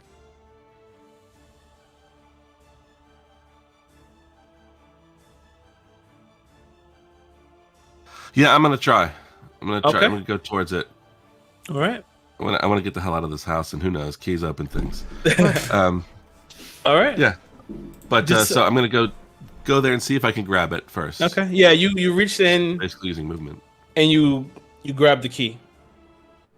It's not hard to grab the key. And then you die. It will take a bite. All right. What do you want to try and do? Well, I was gonna cure wounds myself as my other thing, but I should have said it first. So I'll Okay. probably die. Well, no. Give me your cure wounds. Okay. Because it's still your turn. The confidence of it's got 480 damage. Yeah. Kill yourself before I kill you, why not? All right. So I heal 7. Okay. 7 health. You take 5 points of piercing damage. I rolled like shit that time. I would have been okay, but I'm much more okay now. That's good. Yeah. And you can use the. Are you gonna try and like kind of just inch your way back out? Yeah. If I've got a hold of the key, I'd try to get back out of there for sure. All right. Yeah. Taking the 15 foot back. You're just now beginning to come out of it now. You can kind of get your head out and look around. Litho's still next to you, bleeding profusely from the teeth still lodged into his body. You can feel the pain just radiating across you, but yeah, that's currently where you are. Well, I don't know if this is a thing that can be hit and targeted, but I'll just try with my bonus action to whip one of my light stars down into this sort of mass of what was the piano. Yeah.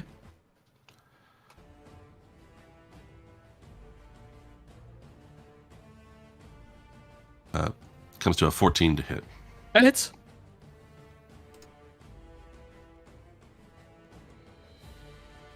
For 5 radiant damage. 5 radiant damage. Ooh, nice.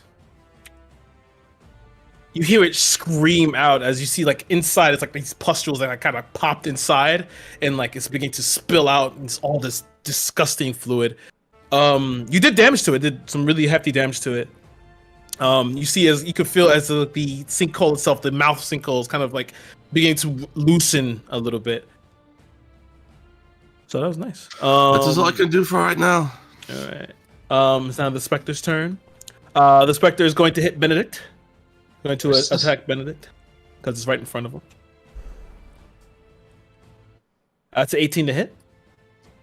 That hits. All right. You take 8 points of necrotic damage, and I need you to make a Constitution saving throw. Cool. God damn it. 7. You feel as you're struck by this specter, you all see as the soul of Benedict is slightly pulled away from his body, as you feel weaker. Now you lose 8 points of maximum HP. It's turn. It's Axco. Oh, okay, I see. Oh no. Okay. So if you were at 5 hit points out of 16, you're now at 5 out of 8, yeah? Makes sense? Yes, okay. God. Oh dear. Okay, as Axe sees that Lithril and Lumiere are being sucked into a sinkhole, he's going to leap in Axe first. Okay. Make it attack. Yeah, boom.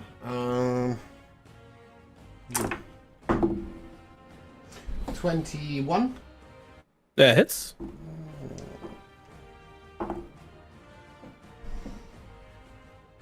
$11 damage.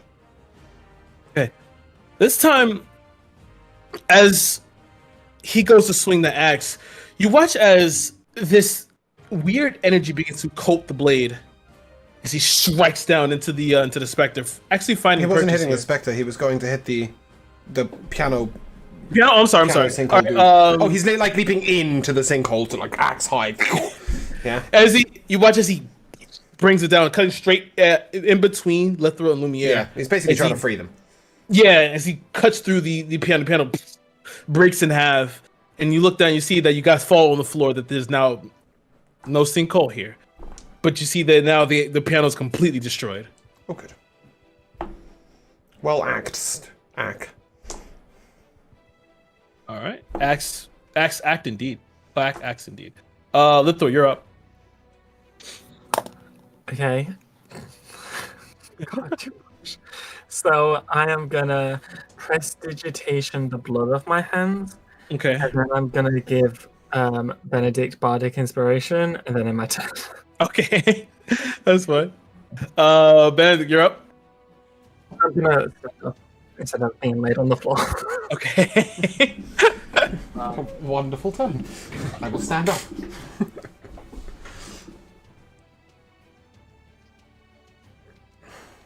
On one hand, I really need to damage this thing. Can On you? the other hand, I can use my other smite, but that's Ah. a gamble. I think that I'm going to disengage. Okay. You you disengage and hightail it. Then your turn. And how is Lithro looking? Oh, Littl's looking 4 out of 13. That's how Littl's looking. Okay. And deeply Um, traumatized and mentally scarred. And how is Lumiere looking? Not too bad. 9 out of 15. Okay. I'm going to give Yeah, don't worry, I don't matter. It's fine. I'm going to give I'm going to heal Lithro for 5 HP with my lay on hands. Is that a bonus It's action? an action. No. No, it isn't, It's is an it? action. Really wait. can. Oh wait, no, it's an action. it's Sorry. an action. Yeah. Yeah. I really need to get fine. You're, Okay, as so a I'm paladin, not doing- you have literally one bonus action for the rest of your life unless you pick up Healing Word, and it's Smite. Yeah. Nice try, It Tyler. really sucks. Unfortunate. Fine, then this is where I end my turn. Yeah. Vesuvius, you're up. Yeah, I'll just blast it again. Please do. 18 to hit. That's 3 damage. okay. Your attack finally finds purchase as you hear. It's like begin to maneuver around. It's kind of like you see like part of its like spectral form begins to kind of like and wisp off. Mm-hmm. All right, and your turn. Yeah, I don't seem to have any bonus actions worth using right now. All right, Lumiere, you're up. So is the specter right up on anybody at this moment? He's like close to Vesuvius. I'm yeah. right in his face. Yeah. So how far in the opposite direction? Like, imagine I'm not trying to flank for flanking rules, but imagine I were trying to get around behind the guy and go far away. Okay. I want to whip him, and I don't want to pull him all the way to myself, but it'd be nice to pull him away from. I got you. Pull it into me if you want. It's fine. You want to do that, or you still want to keep it your normal course of action? Yeah, just try to get. I want to try to go to where I can like, pull him away from somebody. Pull him away, but not all the way to myself, if possible. I don't know how big the room is. Okay. The room itself is like 90 feet, so like he's about jeez. yeah. It's pretty. It's Sure, a pretty okay, big so- room. Then I don't care about being specific. I'll just go to anywhere and try to hit him with my whip. Okay, yeah, go ahead. Yeah, 21. That hits. All right, so that's 5 piercing, but it's magical. Okay, yeah, nice. And then the old light arrow star thing bonus action. Nice. Natural 20 again. Oh my god. That's a class with a Nice. lot of action economy. I like it. Yeah, no, I do too. The thing you're just saying to to Joe is like, I love being able to use bonus actions, so I pick things around it. Yeah, I mean, I'm waiting for level 4 when I get to quicken spells. That'll be the day. All right, so that's 11 radiant then. Ooh, really nice hit. You hear this really loud scream. It begins to like rumble the entirety of the room. And he's been pulled 10 feet away from Vesuvius. Okay, yeah, you just watch this like pull, kind of struggling against it. If you've ever seen a ghost trying to fight, like kind of imagine Ghostbusters. You know, when they grab to get pulled in. Yeah, he's kind of like trying to fight away as you. No, I'm really glad I did that. It's his turn, and he's going to turn in. He's 10 feet. But he doesn't have a fly speed of 50. So he is going to, since you've done a lot of damage to him, he's going to turn around and fly to you and hit you, Lumiere. That is 20 to hit. Fair enough. Yeah, of course. 11 points of necrotic damage. And you make a and I'm saving out. throw. Alright. You watch as you automatically fail the con save, which is just whatever. But you watch as he falls down, and as he strikes Lumiere, you watch as he kind of like reaches over her and begins to like his mouth opens up as he begins to inhale her soul. Seems rude. It's Axe's turn. Right, yeah, I can like that. Axe swing. Mm-hmm. I'll go charging on over, and he'll swing an axe. Alright. That's a 10 to hit. That misses. And as you turn, you can see Axe turn. Litho, you can turn to see as you look to the right, you see that they're standing in the corner. You begin to see as Lumiere's body begins to form in like this spectral visage. What are you doing?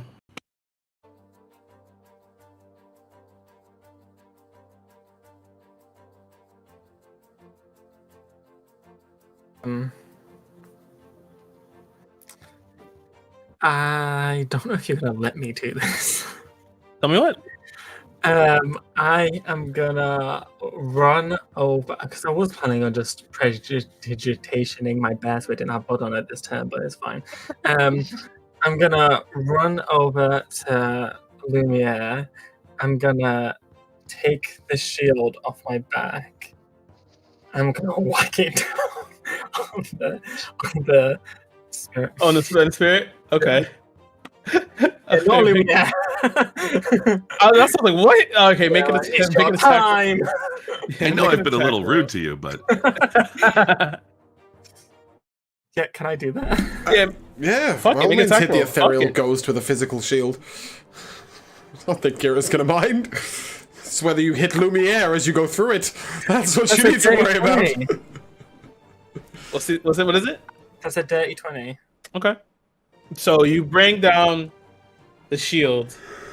As you strike through the specter, boom, you hit the floor. Just missing Lumiere. Oh, I'm not evil. Come on. I am. And then I am gonna bardic inspiration benefit. Okay. And I'm gonna look at. I mean, I don't know if Lumiere can look at me when her soul's being sucked out of her body. But I'm and just also unconscious. well, yeah, exactly. So I'm gonna look at everyone else and I'm just gonna be like, nah. Okay. Bennett, you're up.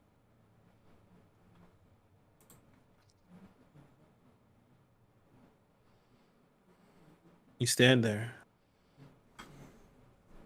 Being fucking ineffective. You see Lumiere's body on the floor as the specter is beginning to inhale her essence. Sorry, it is Benedict, right? Not me. It is Benedict, yeah. Yeah, okay, I cool. say that's Benedict. If you don't Harry, Lumiere would be part of this place forever. She was kind of cool. I'd come back. I heal Lumiere for 5 HP, Okay. and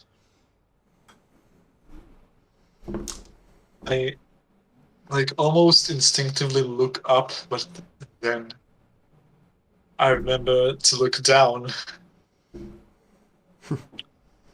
Well, now, no master.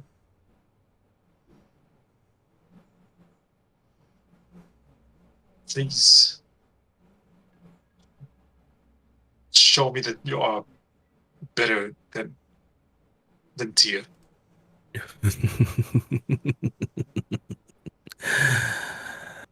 I was waiting for you to beg.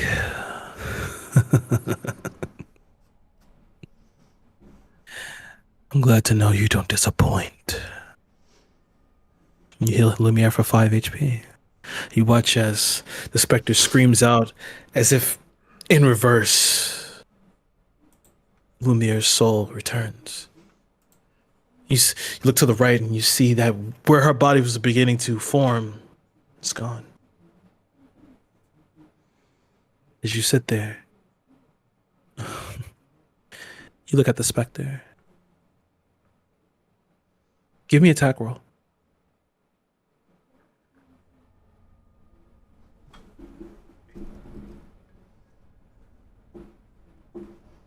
$18.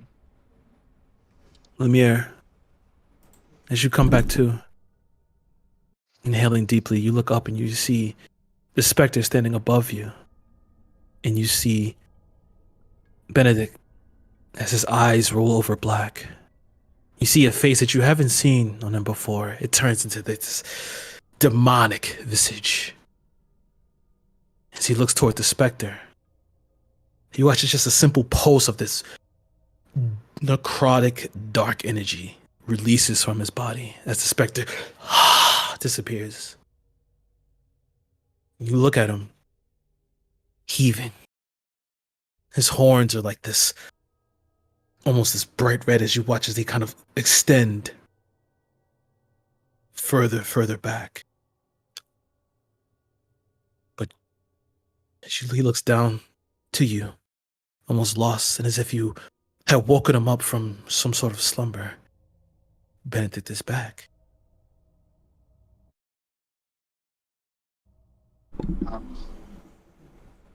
Quick mechanical question. Does this bring me back the lost max HP or not? It does. Okay. Anyone who lost max HP has a return now. Is it dead? Fantastic. Like that did? Are you asking me? And Yeah. It's gone. Okay, good. Benedict fully falls down to his knees, throws up, and starts weeping. Give me a sanity check, please, at disadvantage.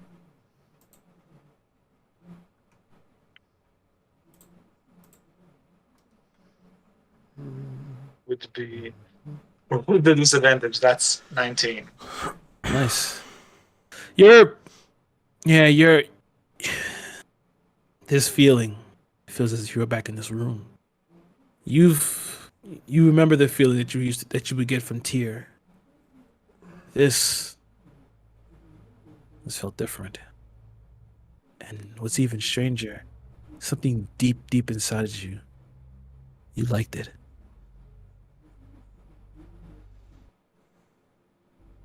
But the combat is over. And I think sort it's... We take roll 10. up into a crouch and sorry. Oh, no, you first. No, just sort of roll up into a crouch and sort of put my hand on the heaving body there of Benedict and just be like, I see the horns are growing even longer, but I still don't know exactly what's behind it. But honestly, under the circumstances, I'll take it. It seems to be doing us some good, or at least me. Thank you. I'd sit down and take a short rest. As you sit there, That's all I've got. as you sit there, Benedict, you know that your throat burning from bile because of a rat on the floor. You just feel a hand on your shoulder, but not the one Lumiere is touching, on the opposite side. You're welcome. And we'll take a 5 there.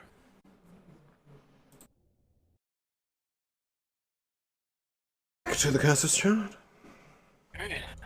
You last left our party inside of a Sort of a conservatory. You guys have just had a little bit of a grueling fight. You guys have just finished a short rest. What are we doing? I would like very much to see. I obviously would have done this during the rest. Mhm. See if I indeed have a key in my hand. You And do. what it looks Yeah. like. You have that fancy key.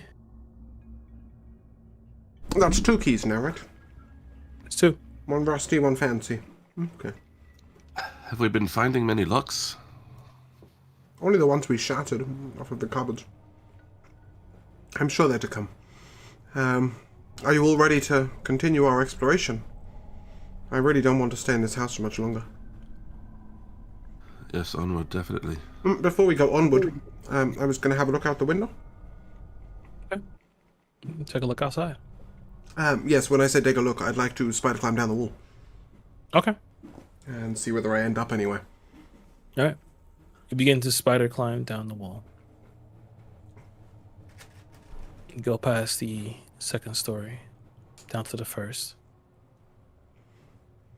And then another story, and you see you should have hit the ground by now.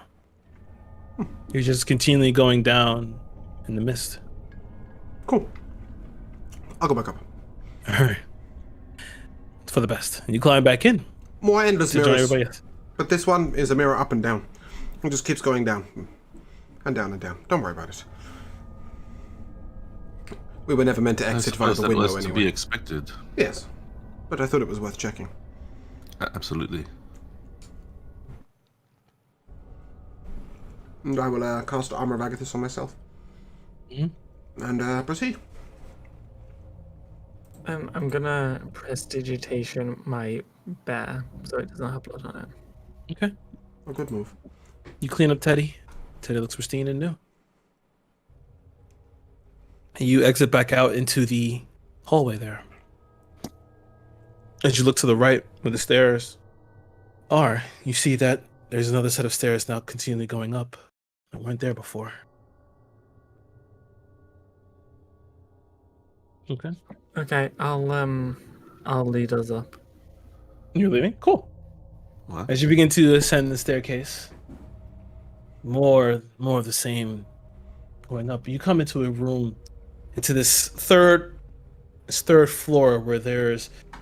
As you look immediately to your front, there are 2 doors, and then to your right, a little bit up, there are 2 large wood oaken doors. The door itself is pretty fancy and design.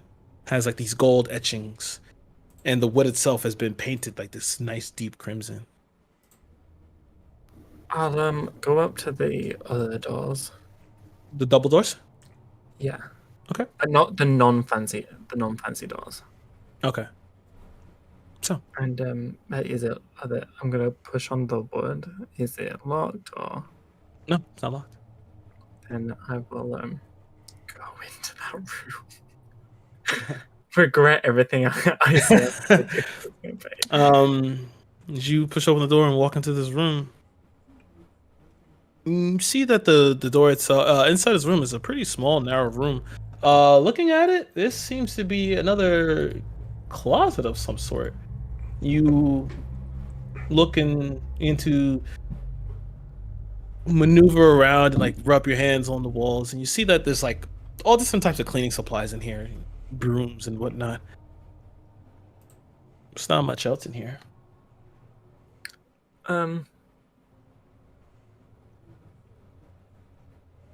Okay. Then I will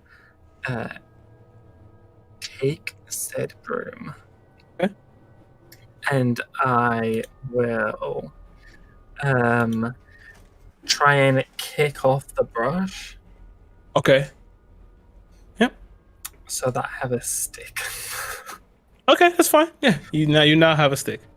Great. Snap it. Yeah. So would it be a quarterstaff? Sure, I'll take that. And then I'll close the doors and go back to the other doors, and if no one's opened them yet, I will open the pristine doors. Okay. You go to push on this door. This door is locked. The double doors are locked. Okay, then I will rummage through my bag and take out my key and see if it unlocks the doors. No. You try to, it doesn't fit in the lock. Doesn't turn this one. Yeah, try this one. Okay. Oh, I will. All right. You walk up and Try you that one, yeah. try the fancy key. It unlocks. You push it open. Immediately hit with a smell of decay.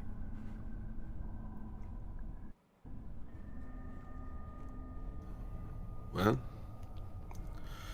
yeah, I mean, I'll step in, see what I see. Yeah. As you push open this door, you see in this room, pristine. This is a beautiful master bedroom suite. You see that there's a white bear rug on the floor. The bed itself has these beautiful sheets with like these golden tassels and a large wooden bed base. You see a vanity on the left side of the room with a large mirror, and the actual vanity itself is like made of like a polished oak with these golden handles.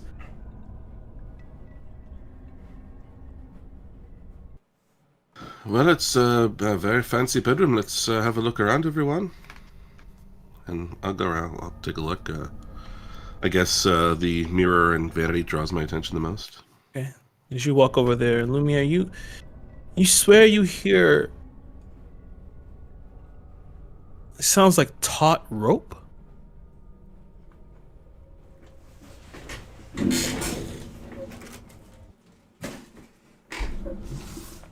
You turn to face toward the bed, and the sound kind of disappears again. Is anyone else hearing rope or something of that sort? Are we all hearing it? Or just... No, currently Lumiere is the only one hearing it. Nope. I don't hear anything, sister. Oh, that's unpleasant. Seems to have stopped for the moment, though. There's a bed in the room, yeah? Yeah, there is. Is there space underneath the bed? There is. Then I will regret ever watching a horror movie because this is where I'm dragged away. I'm gonna walk over to the bed, crouch down, putting like Teddy's still in my hand, but like my hand's like on the floor, so like Teddy's pressed on the floor, and then put like my hand won't be holding my quarterstaff, and I'm gonna like go down and like look under the bed. Okay. As you begin to look down, look under, and drawing slowly to look under. There's nothing there. Good. Great. And then I'm gonna get back up, put my quarterstaff up. Like for reference, so like he's holding the quarterstaff like this, like Teddy's like he's still holding onto it, so like Teddy's kind of loose. But he's like obviously has no knowledge of how to use the thing properly. Holding it in both hands very tightly. Yeah, you get back up, and as you stand back up, you hear the sound Lumiere was talking about. That taut rope. And you can hear it as if it's right in front of you. I am gonna use said quarterstaff, like hold it so it's that way, Mm-hmm. and like go like that over the Yeah. bed. If, like there's anything like invisible or like anything like that. No, you touch nothing. Just empty air. I hear the sound, sister. Coming from the bed by your actions, yes? Right in front of me, but there's nothing in front of me. It was when I looked at the bed that it seemed to stop for me. Lumiere, as you're standing in front of the vanity, are you checking for anything? You looking through it?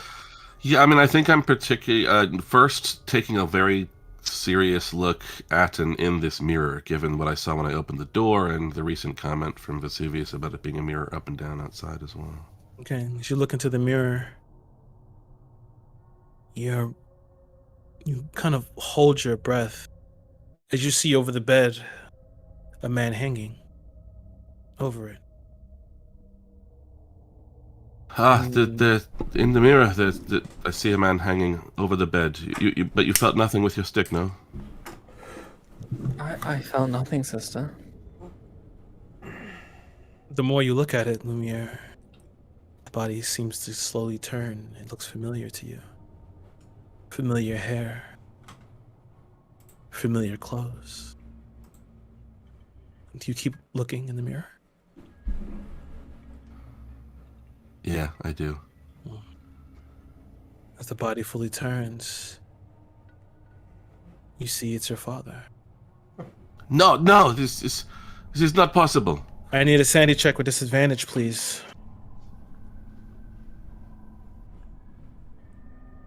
So, just so I've got a good picture in my head, so is the body hung from the ceiling and then is just hovering over the bed?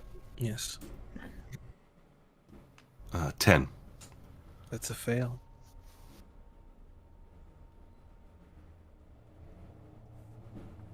You take 12 points hit to your sanity. Seeing the visage of your father hung. His face is decrepit. You can see where he seems to have struggled. And as you turn around, the body's not there. Lumiere, what troubles you?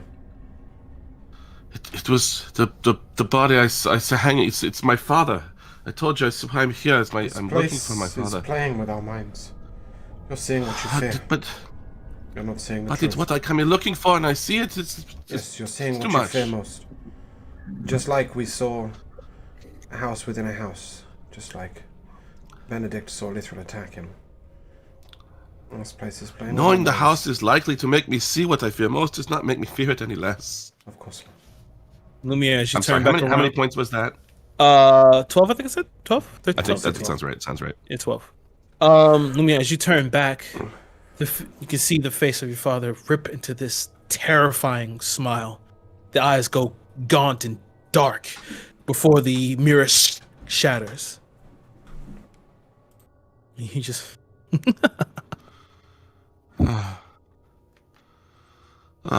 Yes, obviously it was something else, but I don't know. We need to get out of here. No. Yes, we do. As you look over the vanity, you find a few things here. I won't let you leave completely empty-handed. Ah, good. I like loot. On the vanity, you find like this beautiful, beautiful ornate jewelry box with this gold filigree.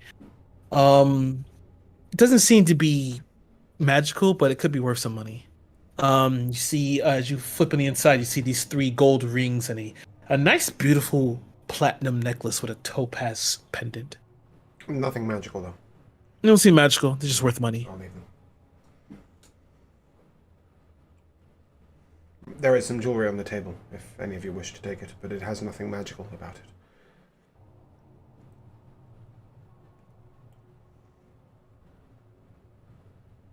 I think I'm not even barely paying attention. If there's a chair about it all, I've just sort of sat down. Okay. So there's the vanity, the bed. Is there anything else in the room? Sorry. No. It's only the vanity, the bed, and a huge armoire. I will go over to the armoire. All right. And open it up. Okay. You open the armoire. You see in here that there's a multitude of clothes, mostly males' clothes here. But there is something that catches your eye in the hallway. As you see, just from peripheral, this white gown and a door closing. I'm gonna... Maybe run's not the right word. I'm gonna quickly Scurry. shuffle over to the doorway to see if I can see the room in which the person wearing white went into. Okay. Lithril, you saw So- something? I've been listening to you. Okay. I'll follow him. All right. So, Bennett, what are you doing here? You've seen Lumia has sat down, and Vesuvius and Lithro have run out of the room.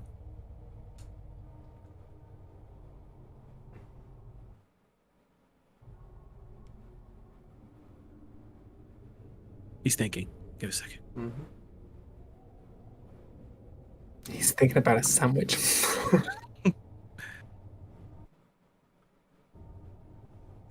Benedict? Oh, he's thinking. Yeah, he's in it. I love it. Want me to come back to you? Are you muted? I think Benedict is going through it, and he is kind of like doing his best to focus on what's happening now. And the last time the thrill Sorry. just was acting off, he tried to stab him. Mm-hmm. So so Benedict would follow Lithral out. Okay. So, you all follow, running across, leaving Lumiere in the room. She dashed across the hallway. You see there's another singular door. This door is not as, how do I say, decrepit? But it's not pristine like the master's suite. You get there first. You open the door into this room that's not as beautiful, but there is a nice big full bed here. There's another dresser and a smaller, less luxurious vanity in here with a chair.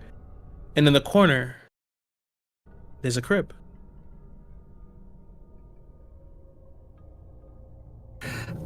Okay. Don't like where this is going. Okay, out the corner of my eye, I saw it was a white dress, right? Was it a woman? Or did You I not assume, know? you assume it's a woman. We love assuming gender roles. I How dare you? am gonna regret this so much. I am gonna I'm gonna kind of like looking at the room and then spotting the crib. I'm gonna drop my scared offensive stance and kind of like drop my arms to one side. Mm-hmm. And I'm gonna very slowly walk over to the crypt, kind of not really like, and like it's kind of like a look of confusion on his face as to like if there was a crib there, then where's the kid? And if it was like the kids in front of the house, then where are they? And you know that's the kind of thoughts that are running through his head. Okay. So, as you begin to walk over toward the crib, stepping forward, you do begin to hear crying from it. Then I will. Oh, I so don't want to hear this. I will put my teddy bear in the crib. Okay. You step over. As you look in, you see that there's just a bundle of blankets inside, and the face is slightly covered. You hear the crying so loudly in your ear. You feel it like it's like reverberating through your entirety. But reluctantly, you begin to put the bear into the crib. The crying stops. At the corner of your eye, you see that white dress again. Vesuvius, you see it too. You see this woman with her hair is covering her face, but she's wearing like this beautiful, but yet dirty and frayed dress. Do I believe it's real? Give me an insight check. 11. 11. It's hard to tell. I'm skeptical, but Yeah. I'll keep an eye on it. You watch as she slowly walks. And as you see her slightly turn her body, you see there's a bundle in her arms. She steps into the wall, disappearing.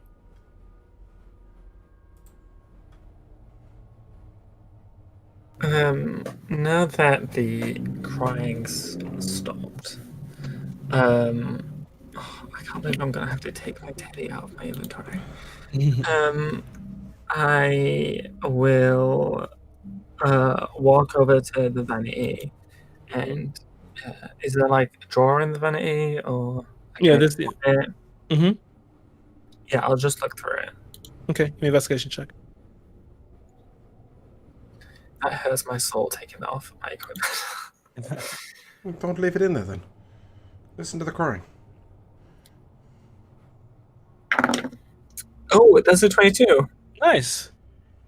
As you're looking through the vanity, shifting through the drawers, most of the in here you see mostly a lot of like women's clothes, but they're all like covered in dust, and they also have that smell of just old clothes just been hanging. But as you begin to maneuver around, your hand touches something like metal, and you pull it back, and you pull out this rusted dagger. You can see that it looks like an old blood on it. But as you hold it open, next to you, Vesuvius and Benedict, you see as the wall itself begins to slightly shift as it opens into another area.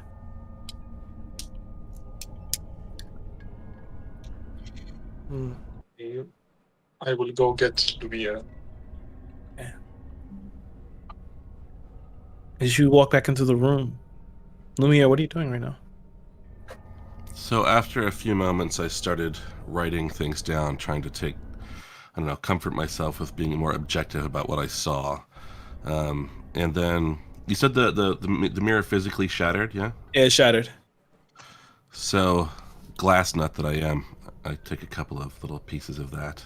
And after a sort of cautious glance into it, I put those in my bag. Okay. And I'm sort of standing up, I think, as he comes. Okay. Nice.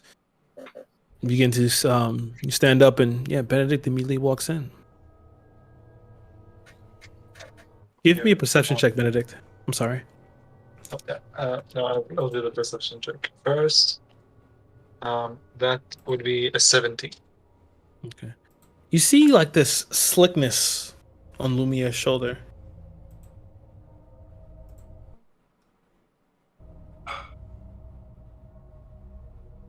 Lumia, I do not know if it is my business to tell you, but you seem to be covered with something. To have With what? It's always your business to give me information. What do you see? I don't feel anything. Do I feel anything? As you look to your left, you see what he's talking about.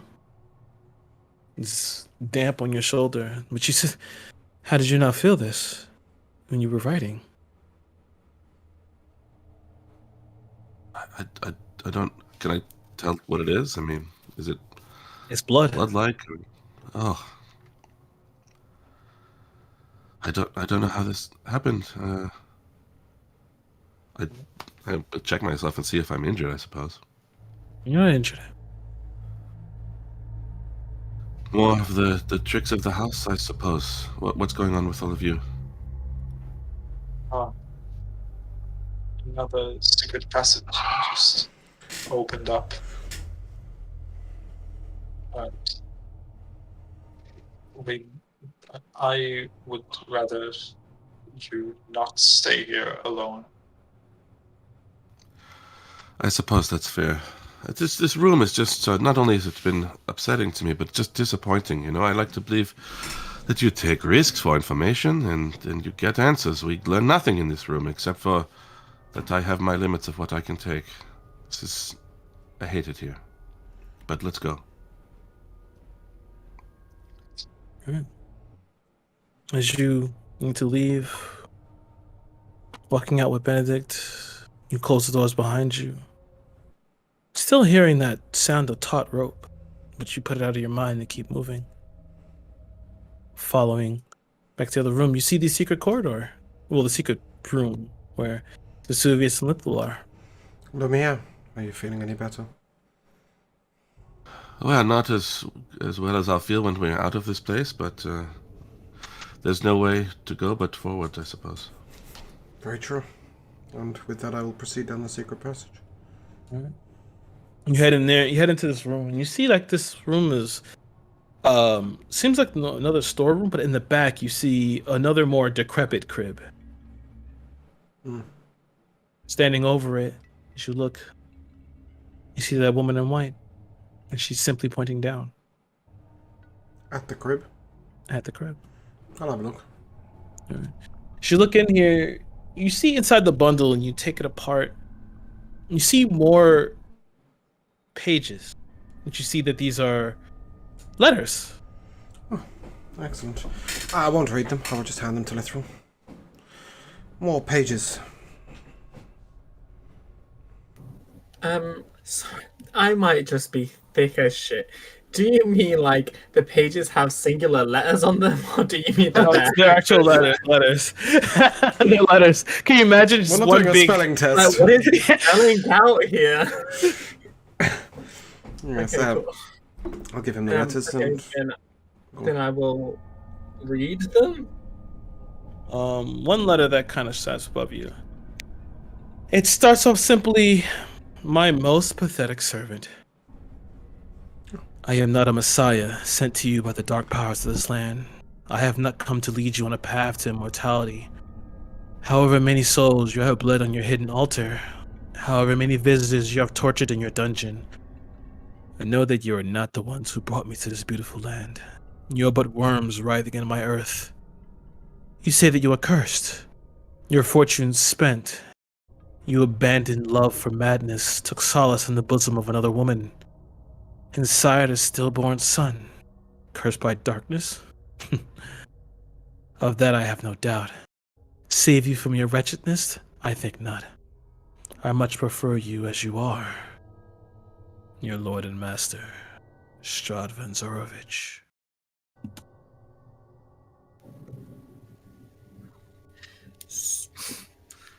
So this is just me talking. So it sounds like they summoned Strahd and then Strahd done fucked them up.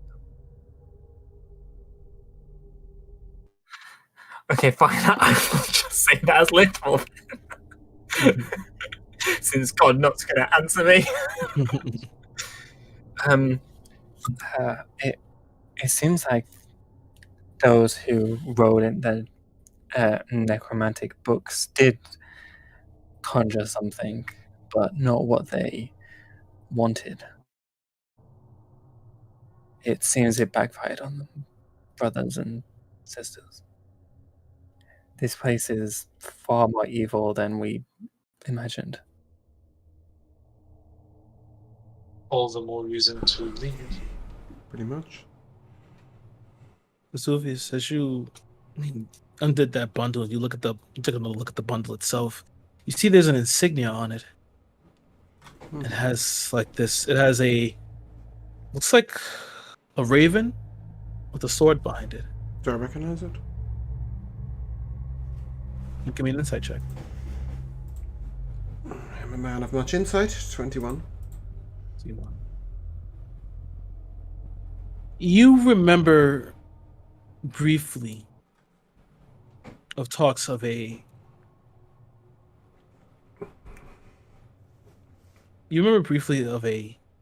cult that existed here. Oh.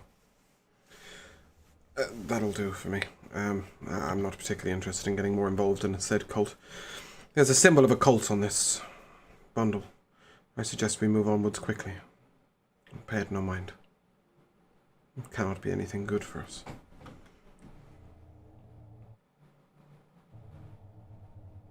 As you finish reading the letter and you look up, the woman is gone. But in her place, you see that there is another set of stairs that goes upwards. Well, we're getting our daily exercise. These you are, fat bastards. Get moving. Thank you, Doctor. Thank you, Doctor. I'll turn to the rest of them, and you must be getting hungry at some point.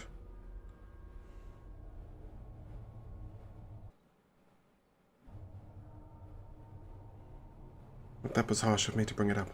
Come, let's proceed. She began to head upwards. The staircase heading upwards is narrower than what you've come up with. You have to kind of bunch to the side and slide across. Your armor, Benedict, is scraping against this wood. But you managed to get up here. As you step up into the attic, you are met with simply 4 doors as you come into the main area here. There's one directly ahead of you with another one beside it. To your left, there's a door, and then behind you, there's one more. Door number 3, please. The one on the right of the 2 in front of us. You go up into that door and open it. There seems to be some sort of odd spare bedroom. It seems to be looking in here. There are robes strewn about. Vesuvius is going to get frustrated, and he's going to walk to all 3 other doors and open them. The last door you head to, you see inside that there are 2 smaller beds, but in the center, there are 2 skeletons cradled against each other. Bedrooms and bodies. This house is one cruel joke. Brother, it could be the way to leave this house. What, is What, a to dead body? die? That seems to be the way to leave the house. I'm gonna walk into the room, and so there's 2 beds, and then there's 2 bodies cradled together. Are the bodies cradled together on another bed? No, they're cradled together in the center of the room. As you come in here, you see that the room itself, in the back, there is a coming a little further, and you see there's a dollhouse, and there are toys strewn about. So are the bodies on the floor? They're on the floor. Okay, I'm gonna walk in, and as I see the dollhouse and the toys,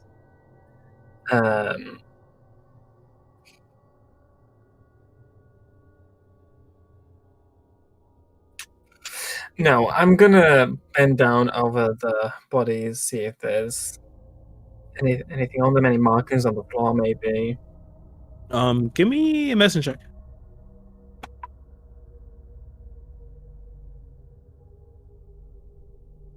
17? 17. Looking at them, you can tell a few things, judging by the bone density and things, that they quite accurately died of starvation. Then as you look over them, you just hear behind you, "So you finally found us." It's the children. Oh, no, it's not the little girl and boy, is it? You turn around, you see the 2 of them. Wait, so they're kid skeletons? You said what? Wait, so they're kid skeletons? Yes. Oh. Oh, they were cradling each other in their bosoms. That's so sad. It would seem he did not have an easy death. No. They locked us in here and forgot about us. I'm sorry. It can't have been easy. Well, we had each other to the end. Well, It's good. It's better than dying alone.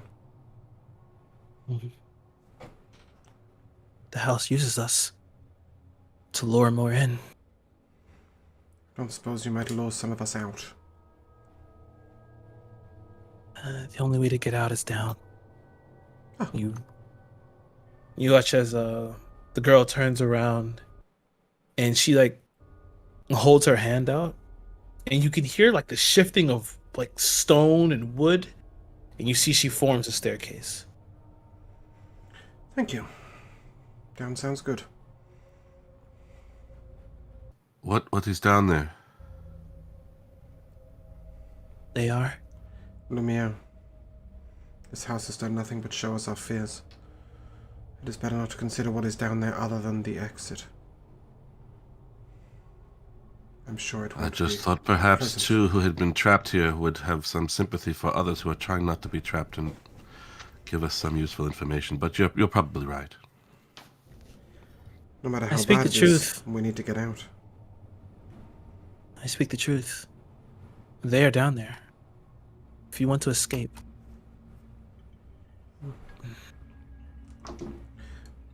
I'd like to... Sorry, go on. Are you two Craven and Rose Thornball? I'm Rose. I'm Daryl.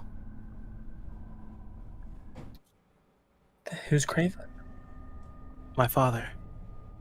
Well, our father, I should say. What did he do? Our father, Daryl was too weak. He couldn't take the family name properly. And well, I'm a girl. So, out of wedlock, he had another child. Unfortunately for him, the child was stillborn.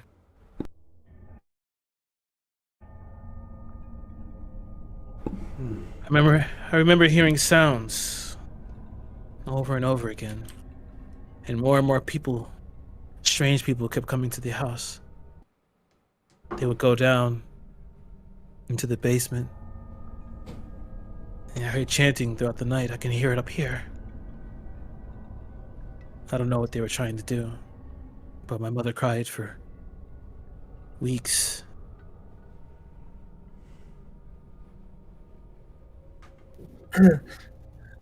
So, you said you don't know. I don't mean to upset you any further.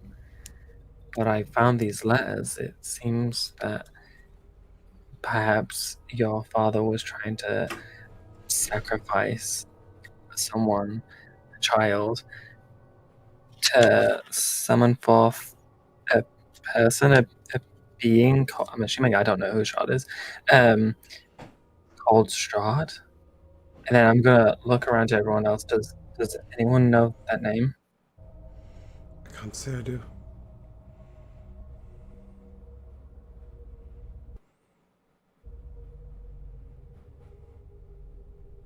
Well, Strahd? First thing I have to say is, if you make it out of here, you shouldn't use that name.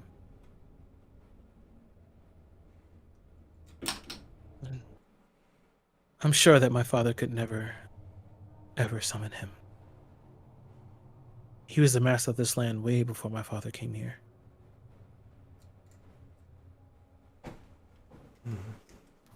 You to die together.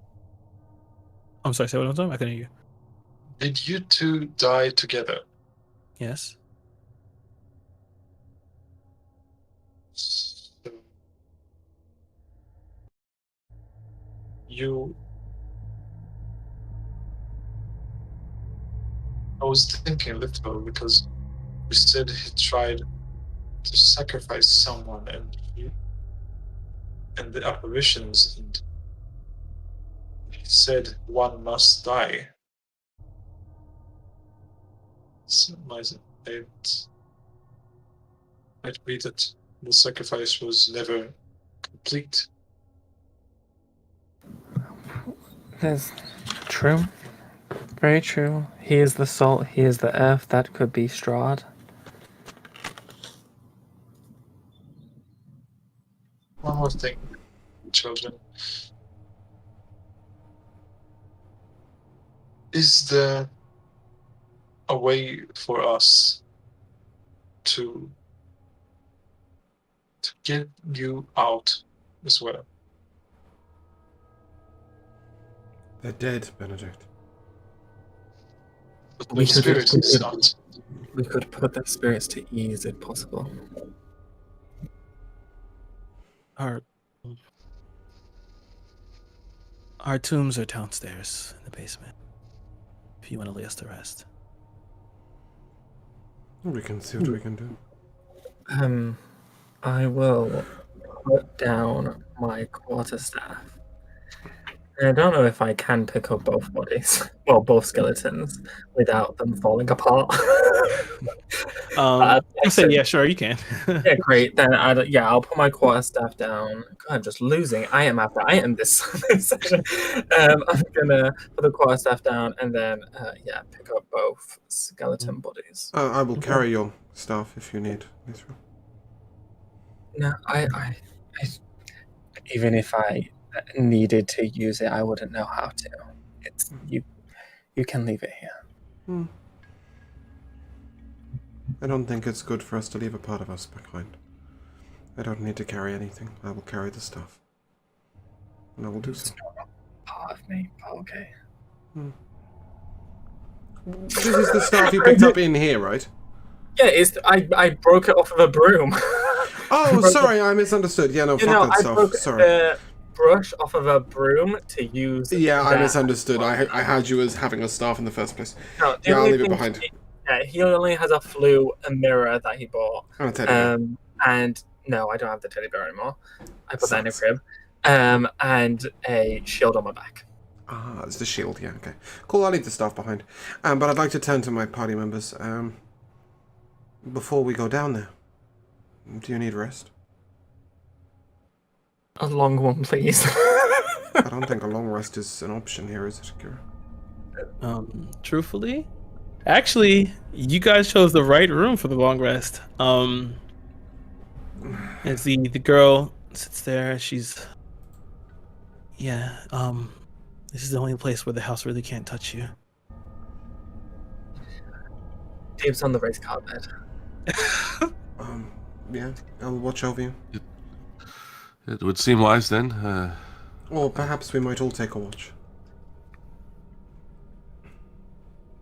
Actually, you guys can take a long rest. But you'll be fine. You don't have to do watch. So take your long rest. Okay. Before I go to sleep, I would like to. First, I would like to go up to Lumiere. You consider yourself a student of the world of sorts, right? I think that is accurate enough, yes. In your scholarly opinion, do you think that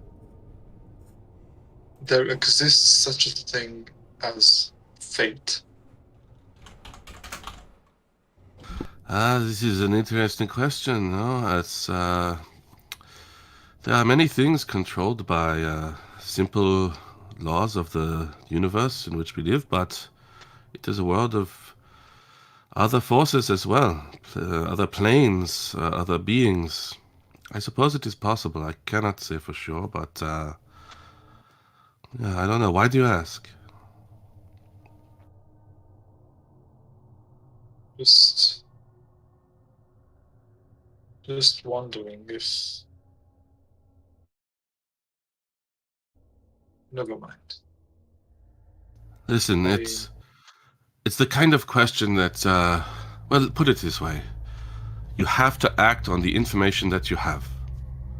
If you don't have information about this fate, you must act as though it is up to you to decide what to do. That is all you know, and you cannot stop taking actions in your life.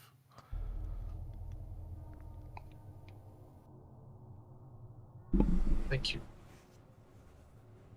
Thank you. I will consider this. as I go to sleep, I try to reach to my new master. And I say, I have way more questions than I probably have time to ask now, but at the very least, would you tell me who you are and what is your name? Persuasion check. I already knew. 9. 9. You just feel the cold chill. You sit there and like it's as if the wind kind of pulls your face, and you look to a corner, and you see as the shadows begin to kind of like maneuver and coalesce. Whoever is awake, you can see that the children in here are beginning to slightly cower and maneuver away from that corner. Oh, good. I was going to go to sleep.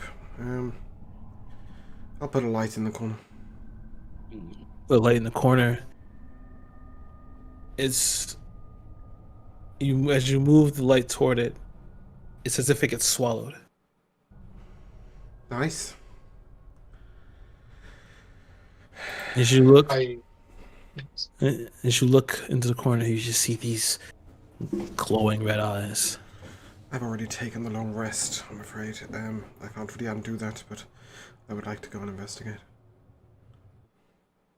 As you walk forward, Vesuvius, into that corner, it's just a corner. Oh, good. There's nothing there. Okay. I walk up But- to it. Even as a damn fear, there's a chill that runs through you. Shrug it off and move back over to the side. Strange feeling in that corner, but it doesn't seem to be anything. And I will As you say walk up. Oh, go on. Okay. No, it's alright. I was just going to say my prayers and go back to sleep. All right.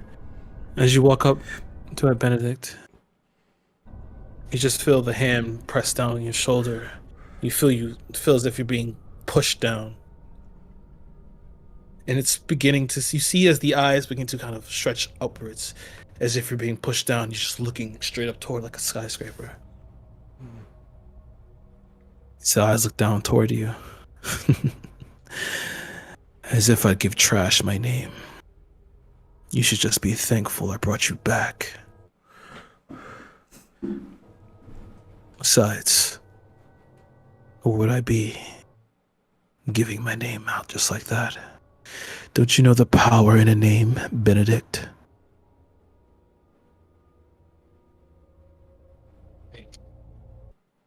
I'm sorry, Master. Good. He disappears. The room lightens up. Although it's very tempting to say my prayer out loud, just to spite Benedict, I won't, as I don't know any better. It's Vesuvius, and I'm not cruel. And Vesuvius says the same prayer every night. It's very simple. It's just tear. Thank you for today. And then he will sleep. All right. Anyone else doing anything before you guys get a nice 8 hours? No. I really thought you From would the go air? back for that teddy bear. No, I think she settles in. Okay. All right. Lithro, as you're sleeping, enjoying your dreams like normal, you see that as you look around, it's different each time. It's as if your world is like shattered and fractured. You see gouts of blackness begin to sneak into your dreams. And you hear this low growl from behind you. But it seems closer now. Give me a sanity check, please. I was really hoping that all of us forgot about this. No, I don't. I was like, if I don't bring it up, maybe no one will.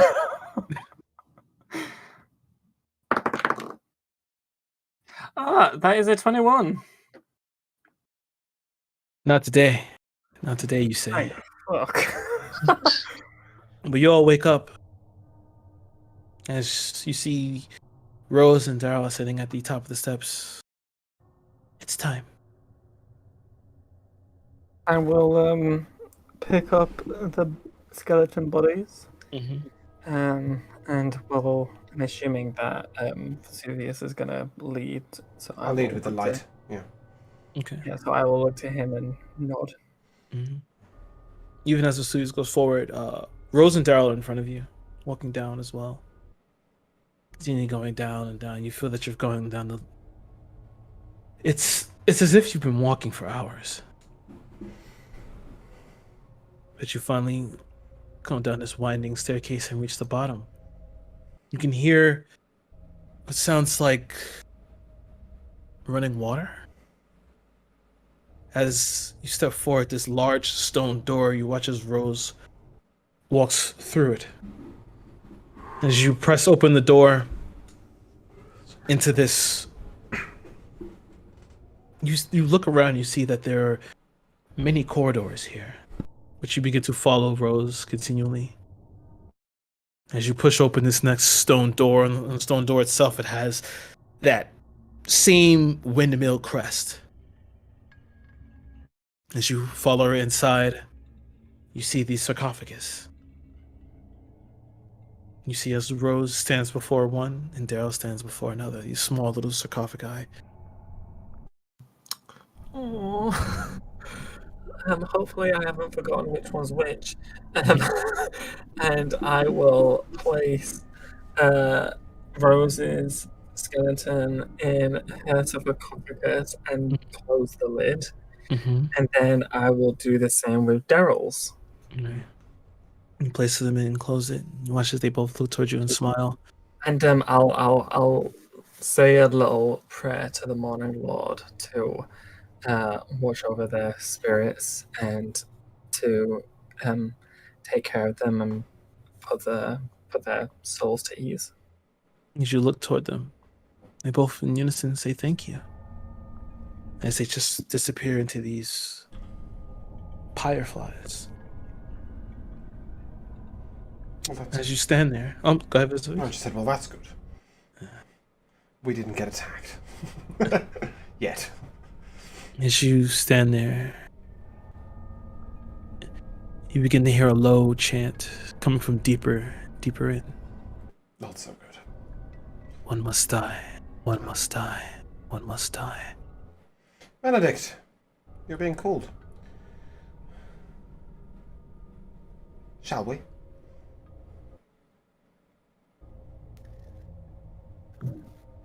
They never said that they couldn't be the person to die. True enough. Let's hope for that outcome, eh? Well, no, we shouldn't hope the outcome, brother. No matter what, if the rule is that anyone must die, then the ritual will still be complete, and whatever Strahd is, he will be summoned. Something tells me that that element of the ritual's already happened, but I could be wrong. Regardless. So I am done arguing the semantics of necromancy. Excellent. And I walk in. Who's All right. arguing, brother? I'd like to follow him and just sort of very quietly just go, your sacrifice is here. I'll follow too, and as I walk past whatever sarcophagus I was next to, I'll just graze my hand over it. Okay. As you step out back into the darkness, hearing the chanting, I think it's only prudent that we end there for today. Man, do we at least level up? Yes. Yay! For the fight and for putting Rose and Daryl to rest, level 3. Oh, excellent. Very nice. You're not going to make the decision. Warlock or sorcerer? Or sorcerer. I choose sorcerer. I think for Kira you. should choose. Well, Those invocations on second level warlock are pretty good because all this They are, constant but stuff. Metamagic Yeah. is level 2 sorcerer. Oof. Ooh. It's a really hard decision, but I'm gonna take the warlock. Oh yeah, I get to Alright. pick a bard college. Hey. Right. I am like officially an Oathbreaker now. Like You are. that is. Oh. You are officially an Oathbreaker now. You have completely fallen. You've fallen off the wagon. I have fallen off the wagon, rolled down the hill, and it's just. Oh, also because I'm a tiefling. Oh wait, no, it's not because I'm a tiefling. No, but yeah, I get hellish rebuke now, which is going to be interesting. But that is. Oh, Kieran, Yeah. I might need you to fix my character again. What happened? I've got 2 copies of Cure Wounds. God damn you. I don't even know where that's come from. Like what? Oh, I get a bonus action. How exciting. Okay, I need to talk to Kara after this. Because that's really interesting. Okay. So we'll move on to MVPs. Jodai, you first. Oh, I think I'll just give it to sanity checks. You know, there are sanity checks? a lot of different things of like ways to try to like enforce who your character is. You know what I mean? Like giving inspiration for acting out a flaw or something like that. But the sanity checks are really a neat additional way to sort of go like, no, you've got to have to actually deal with this shit about your character. So it's fun. Joe. Yeah, definitely giving it to Lithrul's lycanthropy becoming more and more inconvenient as time goes on. Joshua. Yeah, I really need to find a priest about that. I think it's. I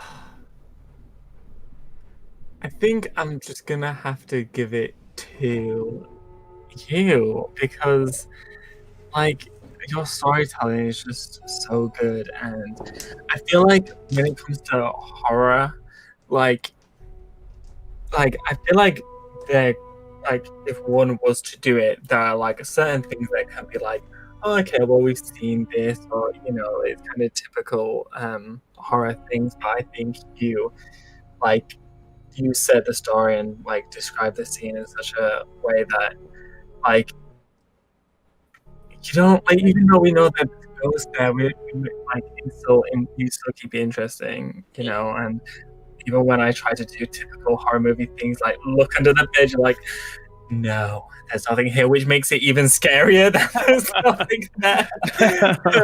So yeah, thanks to you. Thanks. James. I'd like to give my traditional weekly shout out to Jellyfish Joe. Just taking it on the chin. Again, as always, nobody likes him, and he's accepted that nobody's going to like him. He's accepted that he shouldn't be liked, and he just gets on with it. It's very pleasing to me. Also, a shout out to, I knew people were going to die in this campaign. I didn't expect anybody to get eaten by a piano. That's a different one. But the general atmosphere is still the real key point for me of this campaign. You know, little things like the baby crying and Lithrul having to lose his teddy bear, like that hurt me. Like, I didn't Well, even... it was because, like, even though Lithrul and I most certainly do not want to lose that teddy bear, you know, for him, it seemed like the right thing to do, even if it didn't bring any peace to that baby, or even if the baby kept crying, you would have still left it in there. Yeah, and I get that, but it still hurt. Like, oh, no, I don't want to leave that behind. Like, that was sad. No, we gotta take it. We gotta take it. Yeah, so, no, I definitely think atmosphere and just the brutality of it all. And also the fact that I'm sure we just went 24 hours without anyone eating anything. Yeah. But hey, Yeah. they can starve tomorrow. Go 24 hours without eating something. Yeah, if it was the first 24 hours. Yeah. But no, in general, yeah. And also We the can eat sanity soon. checks or lack thereof. We'll get there one day.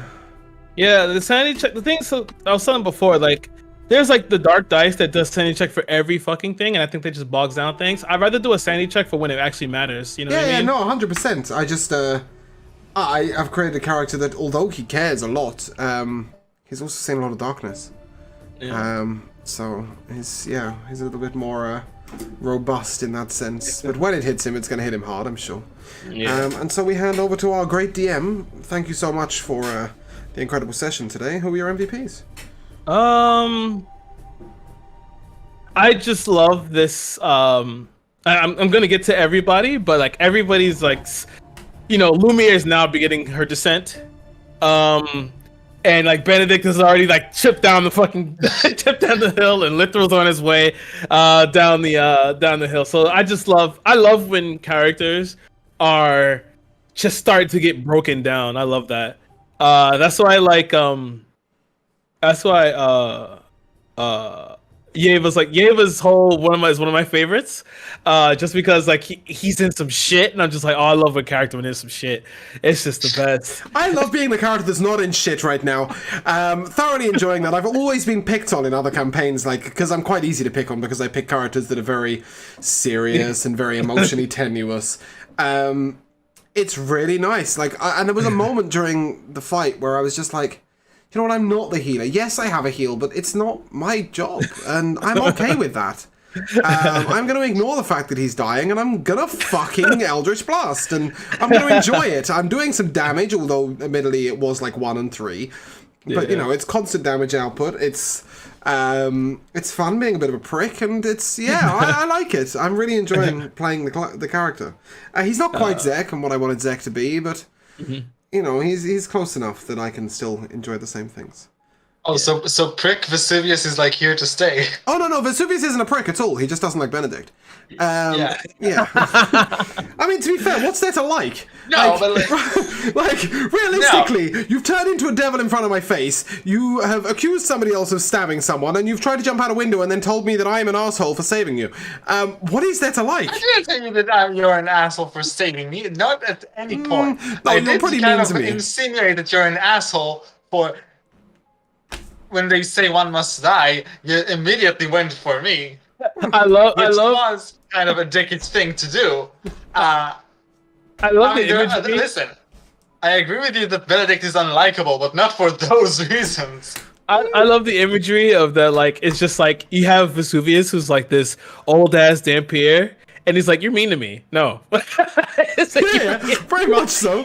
Like, completely. Well, he's just a quick judge of character. Like, Lumiere he thinks is useful. Literal he thinks is sweet, and Benedict he just thinks, well, I can't give a fuck, and that's okay. Meanwhile, I'm sitting there going like, did Lumiere and Benedict have enough of a moment that he would try to like say, "Oh, be nice"? But no, definitely not.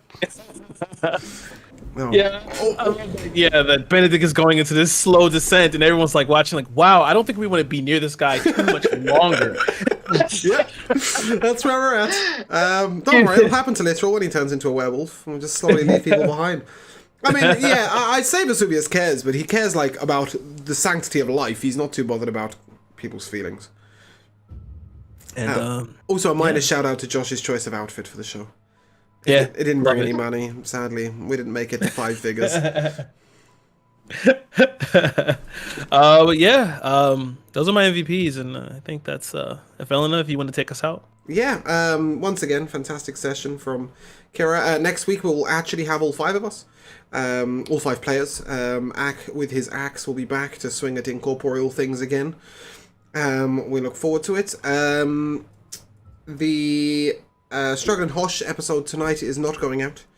We're taking a week off. Milton is still on hiatus until further notice. Dan's house has been flooded. We wish him all the best. Everybody's safe, thank God, but they're not in a great place, and it's been a large stress for them, so we wish them all the best. And we will see you on Monday evening for the Great Cassiopeia, where Kira will be DMing again. That's weird. You're DMing back to back. It never happens. Yeah, it really doesn't happen. Fantastic. So we look forward to that. If you guys would like to say goodbye. Goodbye. Goodbye. Oh, you think it caught me. Bye. See you soon. Later. thank you so much for being here, and yeah, we shall be back soon. Look after yourselves. Thanks, see you.